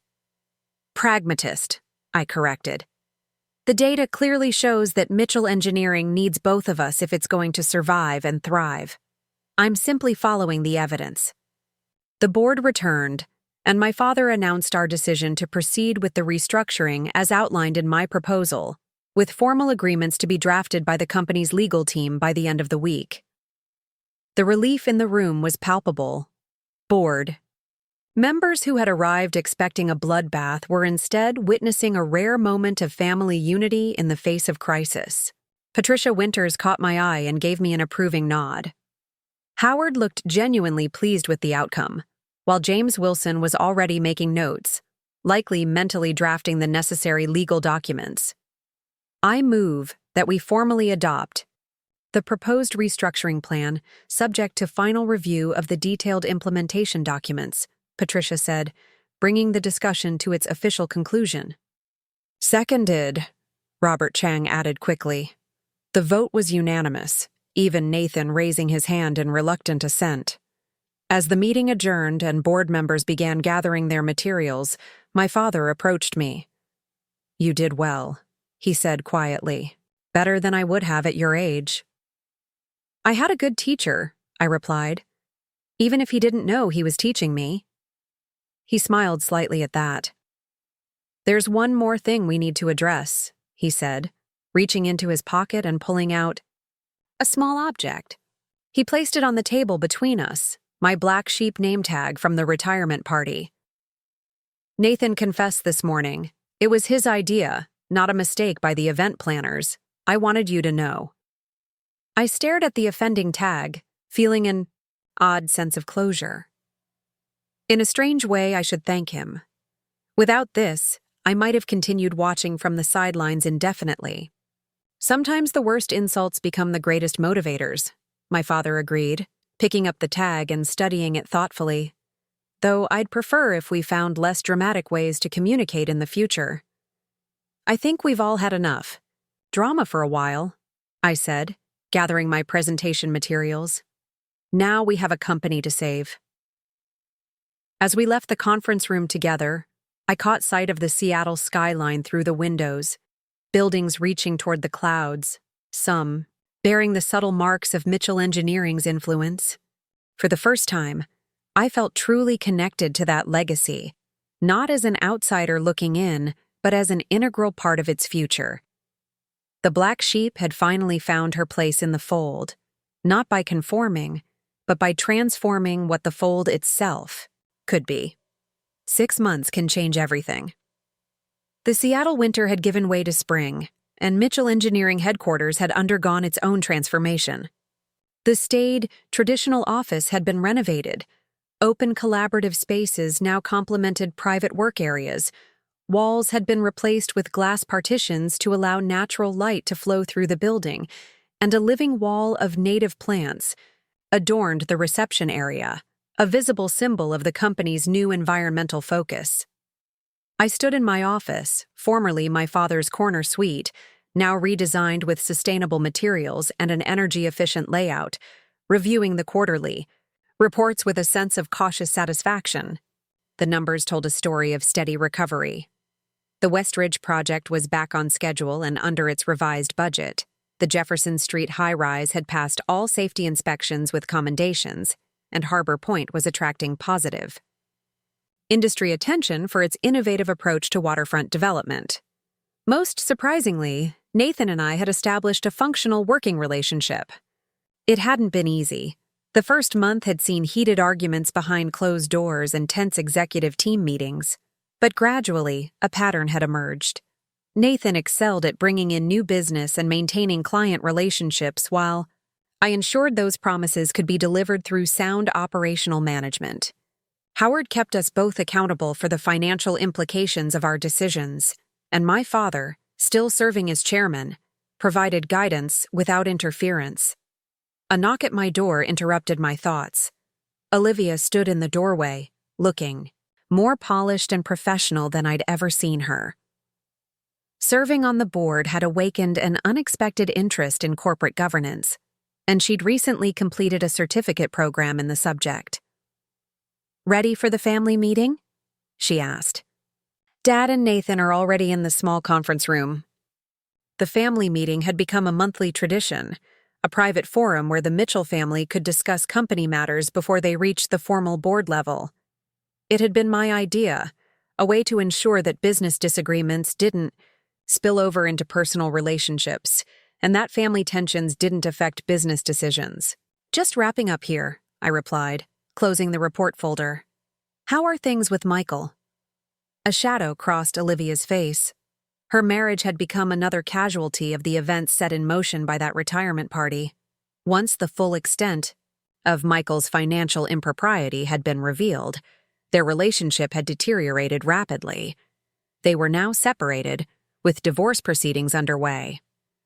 "He's agreed to the settlement terms," she said with a small shrug. "The museum board asked for his resignation last month. He's moving back to Chicago."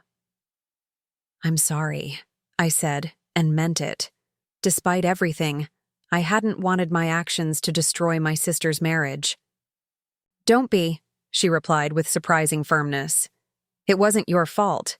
Michael made his choices, and apparently, they weren't his first ethical lapses. The museum board had suspected financial irregularities for some time, but lacked concrete evidence." She smiled wryly, In a way, you did me a favor. Better to know who you're really married to before wasting more years. We walked together to the conference room, passing the newly installed Wall of Innovation, a display highlighting Mitchell engineering projects that had pioneered new techniques or technologies. I'd insisted that it include contributions from all eras of the company's history, not just recent achievements. Recognizing the foundation my father had built was an important part of honoring the company's legacy while moving it forward. Nathan was reviewing something on his tablet when we entered, while our father stood by the window, gazing out at the city as he so often did. At 65, Richard Mitchell remained an imposing figure, though he had softened somewhat in recent months. Semi-retirement suited him. He still contributed his expertise and connections where needed, but had finally begun pursuing interests beyond work, including sailing and mentoring young engineers from disadvantaged backgrounds. "Ah, the gang's all here," he said, turning to greet us with a smile that would have been rare 6 months ago. "Shall we begin?" We took our seats around the table, a circular one I'd specifically selected to replace the rectangular hierarchy of the old boardroom. Small changes in design could influence larger dynamics. That was something I'd learned building sustainability partners. "The quarterly numbers are encouraging," I began, distributing copies of the summary I'd prepared. "We're ahead of the recovery timeline by approximately 6 weeks, and client confidence metrics are higher than they've been in 3 years. Nathan nodded, adding, "The Bellevue City Council approved our bid for the Transit Hub project yesterday. It's our biggest new contract since the restructuring, and it came with specific praise for our sustainable design elements." He glanced at me, a hint of professional respect in his expression that would have been unimaginable half a year ago. "Excellent work, both of you," our father said, reviewing the numbers.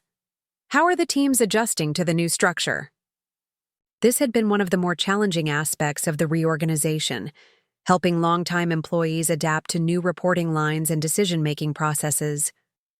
Some had resisted, a few had left, but most had embraced the changes once they saw the positive results. "The integration is proceeding well," I reported. "The joint project teams have overcome their initial territorial issues, and the cross-functional training program is showing promising results. We've had several engineers request rotation into the client relations department, and Nathan has approved 2 of his team members for operations training. It helps that people can see their ideas being taken seriously now," Nathan added. "The suggestion program Emma implemented has identified several efficiency improvements that would have been overlooked under the old system." Olivia reviewed the board governance updates, including changes to the approval process for charitable contributions, a direct response to the museum funding debacle. My father shared insights from his conversations with industry peers and potential clients, providing valuable market intelligence that only someone with his decades of connections could access. It was, by any measure, a productive meeting, focused, collaborative, and forward-looking. As we concluded the business portion, my father cleared his throat, indicating he had something else to discuss. "I've been thinking about the company name," he said unexpectedly. "Mitchell Engineering has served us well for 40 years, but perhaps it's time for a change that reflects our new direction and leadership." We all stared at him in surprise. The company name was sacrosanct, his proudest creation, the embodiment of his legacy. "What are you suggesting?" Nathan asked cautiously. "Something that acknowledges both our history and our future," he replied. "Mitchell Sustainability Solutions, perhaps, or Mitchell Next Generation Engineering. The specific name isn't as important as the principle that this is no longer just my company, but belongs to all of you." The gesture was symbolic but profound. Richard Mitchell, who had built his identity around the company that bore his name, was willingly sharing that identity with his children. "I appreciate the thought, Dad," I said carefully, "but I don't think we need to change the name. Mitchell Engineering has strong brand recognition and customer loyalty. What matters is that we're evolving what Mitchell Engineering means, what it stands for, and how it operates." Nathan nodded in agreement. The name isn't the problem. It never was. It was how we were living up to it, or failing to, that needed to change. Our father looked between us, seeming both surprised and pleased by our unity on this point. "Well," he said with a small smile, "it seems I've been outvoted." "Not outvoted," Olivia corrected gently. "Just reminded that some traditions are worth preserving, even as others evolve." The meeting adjourned, and as Nathan and Olivia left to attend to their respective responsibilities, my father lingered, studying the framed photograph that now hung on the conference room wall. A picture from the 1980s showing him at the groundbreaking for Mitchell Engineering's first major project. "You know," he said thoughtfully, "when I started this company, I imagined passing it to my son someday. That was the dream, father to son, generation to generation, the way businesses had operated for centuries." I tensed slightly, unsure where this conversation was headed. "What I never imagined," he continued, "was that my daughter would be the one to save it when that plan failed." He turned to face me, his expression unusually open. "I was wrong, Emma. Not just about you, but about what leadership really means. It isn't about authority or control. It's about vision, adaptability, and the courage to make difficult decisions." Coming from Richard Mitchell, this was as close to a full apology and acknowledgement as one could expect.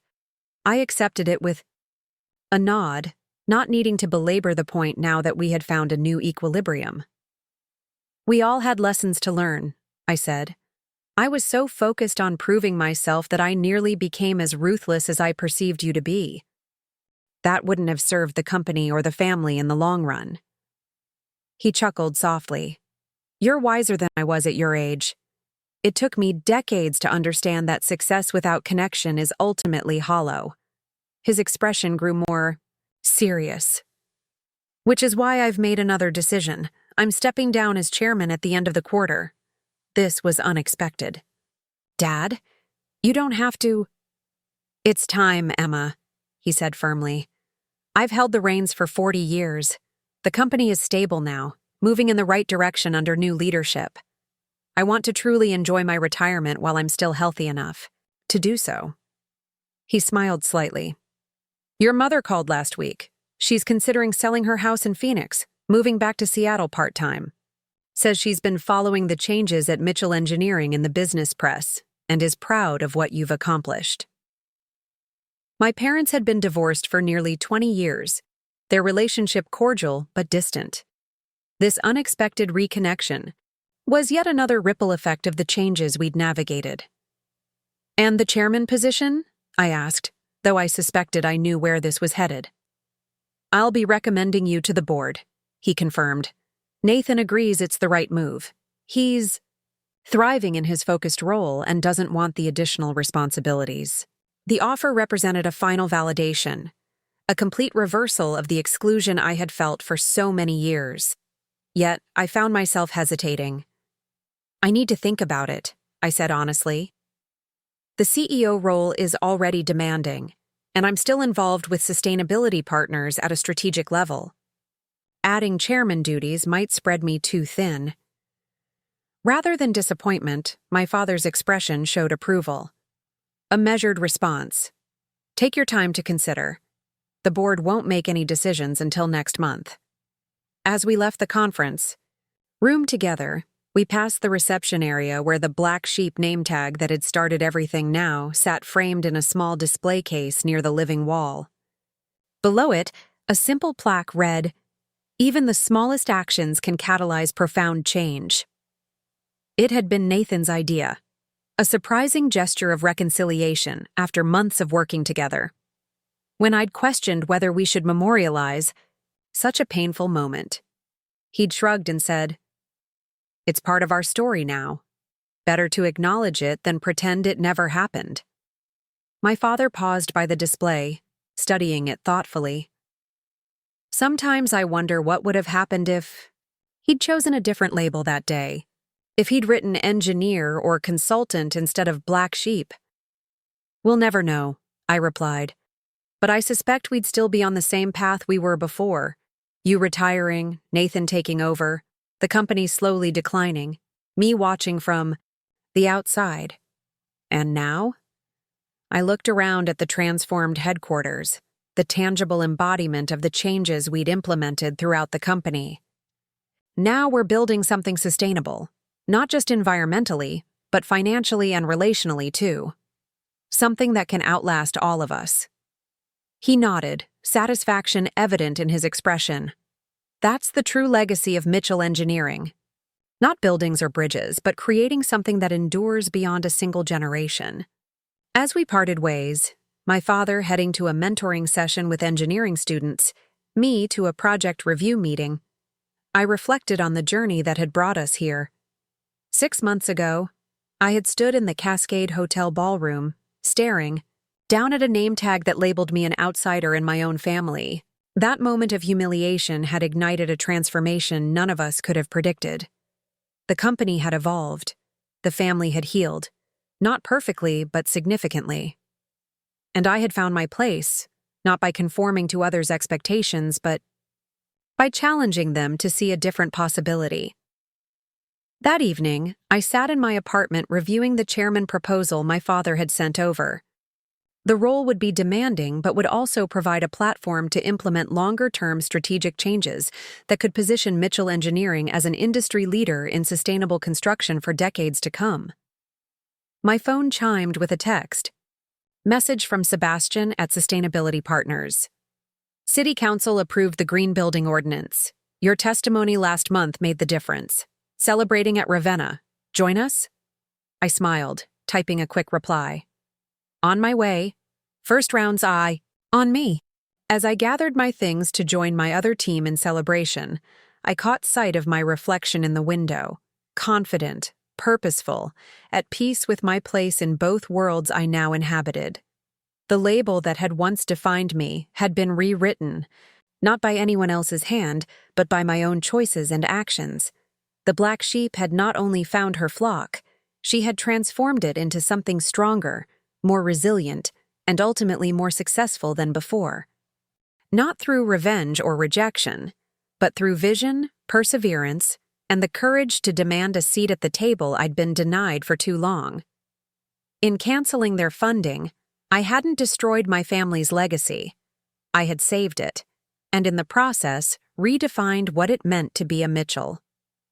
Sometimes the greatest revenge isn't tearing something down, but building it back better than it was before. The celebration at Ravenna lasted well into the night. The team from Sustainability Partners was in high spirits, and rightly so. The Green Building Ordinance they'd helped craft would transform how construction happened throughout the city, setting new standards that would ripple across the industry. I watched them with a mixture of pride and nostalgia, remembering when we were just a scrappy startup working from a converted warehouse space, fighting for every contract and opportunity. To the visionary who started it all, Sebastian said, raising his glass in my direction, we wouldn't be here without you, Emma. The others joined in the toast, their faces bright with genuine admiration. It was a stark contrast to the years I'd spent seeking recognition at Mitchell Engineering, and for a moment, I felt a twinge of conflict. These people had believed in me when my own family hadn't. Did I owe them my continued, undivided focus? As if reading my thoughts, Sebastian pulled me aside as the others launched into a spirited debate about upcoming projects. You've been splitting your time between both companies for 6 months now, he said. How's it really going? I considered the question carefully. It's challenging, I admitted, but also surprisingly complementary. The innovations we develop at Sustainability Partners can be implemented on a larger scale at Mitchell. And Mitchell's resources and connections open doors that would have taken us years to access otherwise. Sebastian nodded thoughtfully. And the chairman offer. Maria mentioned your father's planning to step down. News traveled fast in Seattle's tight-knit engineering community. I'm still considering it, I replied. It would mean reducing my involvement here even further. You know we support whatever you decide, he said with characteristic generosity. You built something special here that can run without your daily presence. That's the mark of a true leader, creating systems that outlast your direct involvement. His words stayed with me as I drove home later that night. Both companies represented different aspects of my professional identity. Sustainability Partners embodied my vision and values, while Mitchell Engineering connected me to my heritage and family legacy. Perhaps the real achievement wasn't choosing between them, but finding a way to honor both. The next morning brought another unexpected development. My assistant handed me a thick envelope as I arrived at the office. "This was hand-delivered 10 minutes ago," she said. The messenger said it was personally important. The return address showed Nathan's home in Magnolia. Curious, I opened it to find architectural drawings, preliminary plans for a new Mitchell Engineering headquarters building. The design was stunning. A zero-carbon structure that incorporated cutting-edge sustainable technologies while paying homage to the company's historical aesthetic. Notes in Nathan's handwriting filled the margins, indicating features he thought would enhance both functionality and visual impact. More surprising than the designs themselves was the sticky note attached to the cover page. "A joint legacy we could build together. What do you think?" N. I studied the plans with growing appreciation. Nathan had clearly consulted with top sustainable architects, incorporating principles that aligned perfectly with my vision for the company's future. Yet the design also maintained elements that would resonate with our father and long-standing clients, a blend of innovation and tradition that reflected our new collaborative approach. This wasn't just a building proposal. It was an olive branch, a concrete symbol of Nathan's acceptance of our new reality and his willingness to invest in our shared future. Coming from someone who had once labeled me the family black sheep, it represented a transformation nearly as significant as my own. I called him immediately. "These plans are remarkable," I said when he answered. "When did you start working on this?" "About 2 months ago," he replied, a hint of pride in his voice. "I've been consulting with Jensen Architects on the quiet. Thought it might make a good announcement project when Dad steps down, symbolizing the company's new direction while honoring its foundations." "The timing would be perfect," I agreed, "but it's a major investment. The board will need convincing." "That's where you come in," he said. "I can sell the vision, but you can prove the numbers work. The sustainability features qualify for significant tax incentives, and the efficiency gains would recoup much of the investment within 7 years." We arranged to meet that afternoon to refine the proposal together. As I hung up, I marveled at how far we'd come from that confrontation in the boardroom 6 months ago. We weren't just tolerating each other's involvement in the company. We were actively collaborating, each contributing our distinctive strengths toward a common goal. The headquarters project soon became a focal point for the entire company. Design teams from Mitchell Engineering collaborated with sustainability experts from my firm, developing innovations that could be showcased in our own building before being offered to clients. Our father, initially skeptical of the scale of investment, became an enthusiastic supporter once he saw how the design honored the company's legacy while positioning it for the future. 1 month later, the board unanimously approved my appointment as chairman with the provision that I would maintain my CEO role for a transitional period of 1 year before we would evaluate the leadership structure again. Nathan publicly endorsed the decision, handling potential concerns from long-standing clients with his characteristic charm and persuasiveness. The day after the announcement, I arrived at my office to find a small gift box on my desk. Inside was a new nameplate for my office door, Emma Mitchell, Chairman and CEO, in elegant lettering, and beneath it, a small engraved phrase, "Never just a black sheep." The gift was from Olivia, who had grown into her board role with unexpected dedication and insight. Her note read, "Labels only define us if we accept them.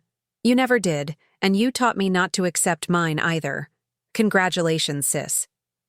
That afternoon, I visited the construction site of the West Ridge project, the troubled development that had been one of the first issues I'd tackled after the restructuring.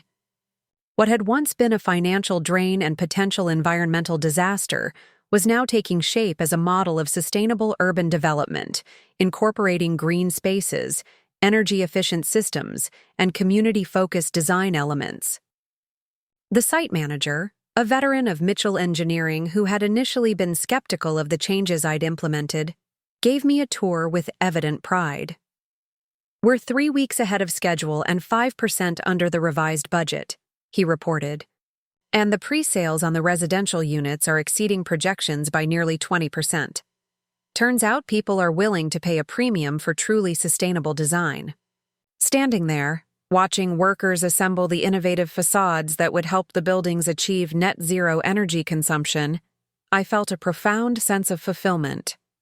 This was the tangible result of standing up for my expertise, refusing to accept exclusion, and finding the courage to challenge a dysfunctional status quo. The journey from outsider to leader hadn't been easy or straightforward. It had required confronting painful family dynamics, taking significant professional risks, and navigating complex emotional terrain. But the outcome, a strengthened company, a healing family, and a more sustainable approach to building, validated every difficult step along the way. As I prepared to return to the office for a meeting with potential investors in the new headquarters project, my phone buzzed with a text from my father. "Dinner tonight? Your mother's in town. Think it's time we all talked about that foundation idea you proposed." The Mitchell Family Foundation had been a concept I'd floated weeks ago, a way to formalize and expand our philanthropic efforts, focusing on educational opportunities for underrepresented groups in engineering and sustainable development. That my father was now embracing it and including my mother in the conversation represented yet another boundary crossing in our evolving relationship. I texted back a quick confirmation, smiling at how a simple dinner invitation now felt natural, rather than fraught with tension and unspoken expectations. We were learning a new way to be a family, one built on mutual respect and appreciation of our differences, rather than conformity to a single vision. The black sheep label that had once stung so deeply now seemed almost quaint, a relic of an old paradigm that had crumbled under the weight of its own limitations. In its place stood something far more valuable: authentic recognition based on merit, contribution, and shared purpose. Sometimes the greatest transformation begins with the smallest catalyst, a name tag, a moment of humiliation, a decision to finally stand up and be counted. My journey had started with pain, but had led to purpose. And in the end, that made every difficult step worthwhile. Up next, you've got 2 more standout stories right on your screen. If this one hit the mark, you won't want to pass these up. Just click and check them out.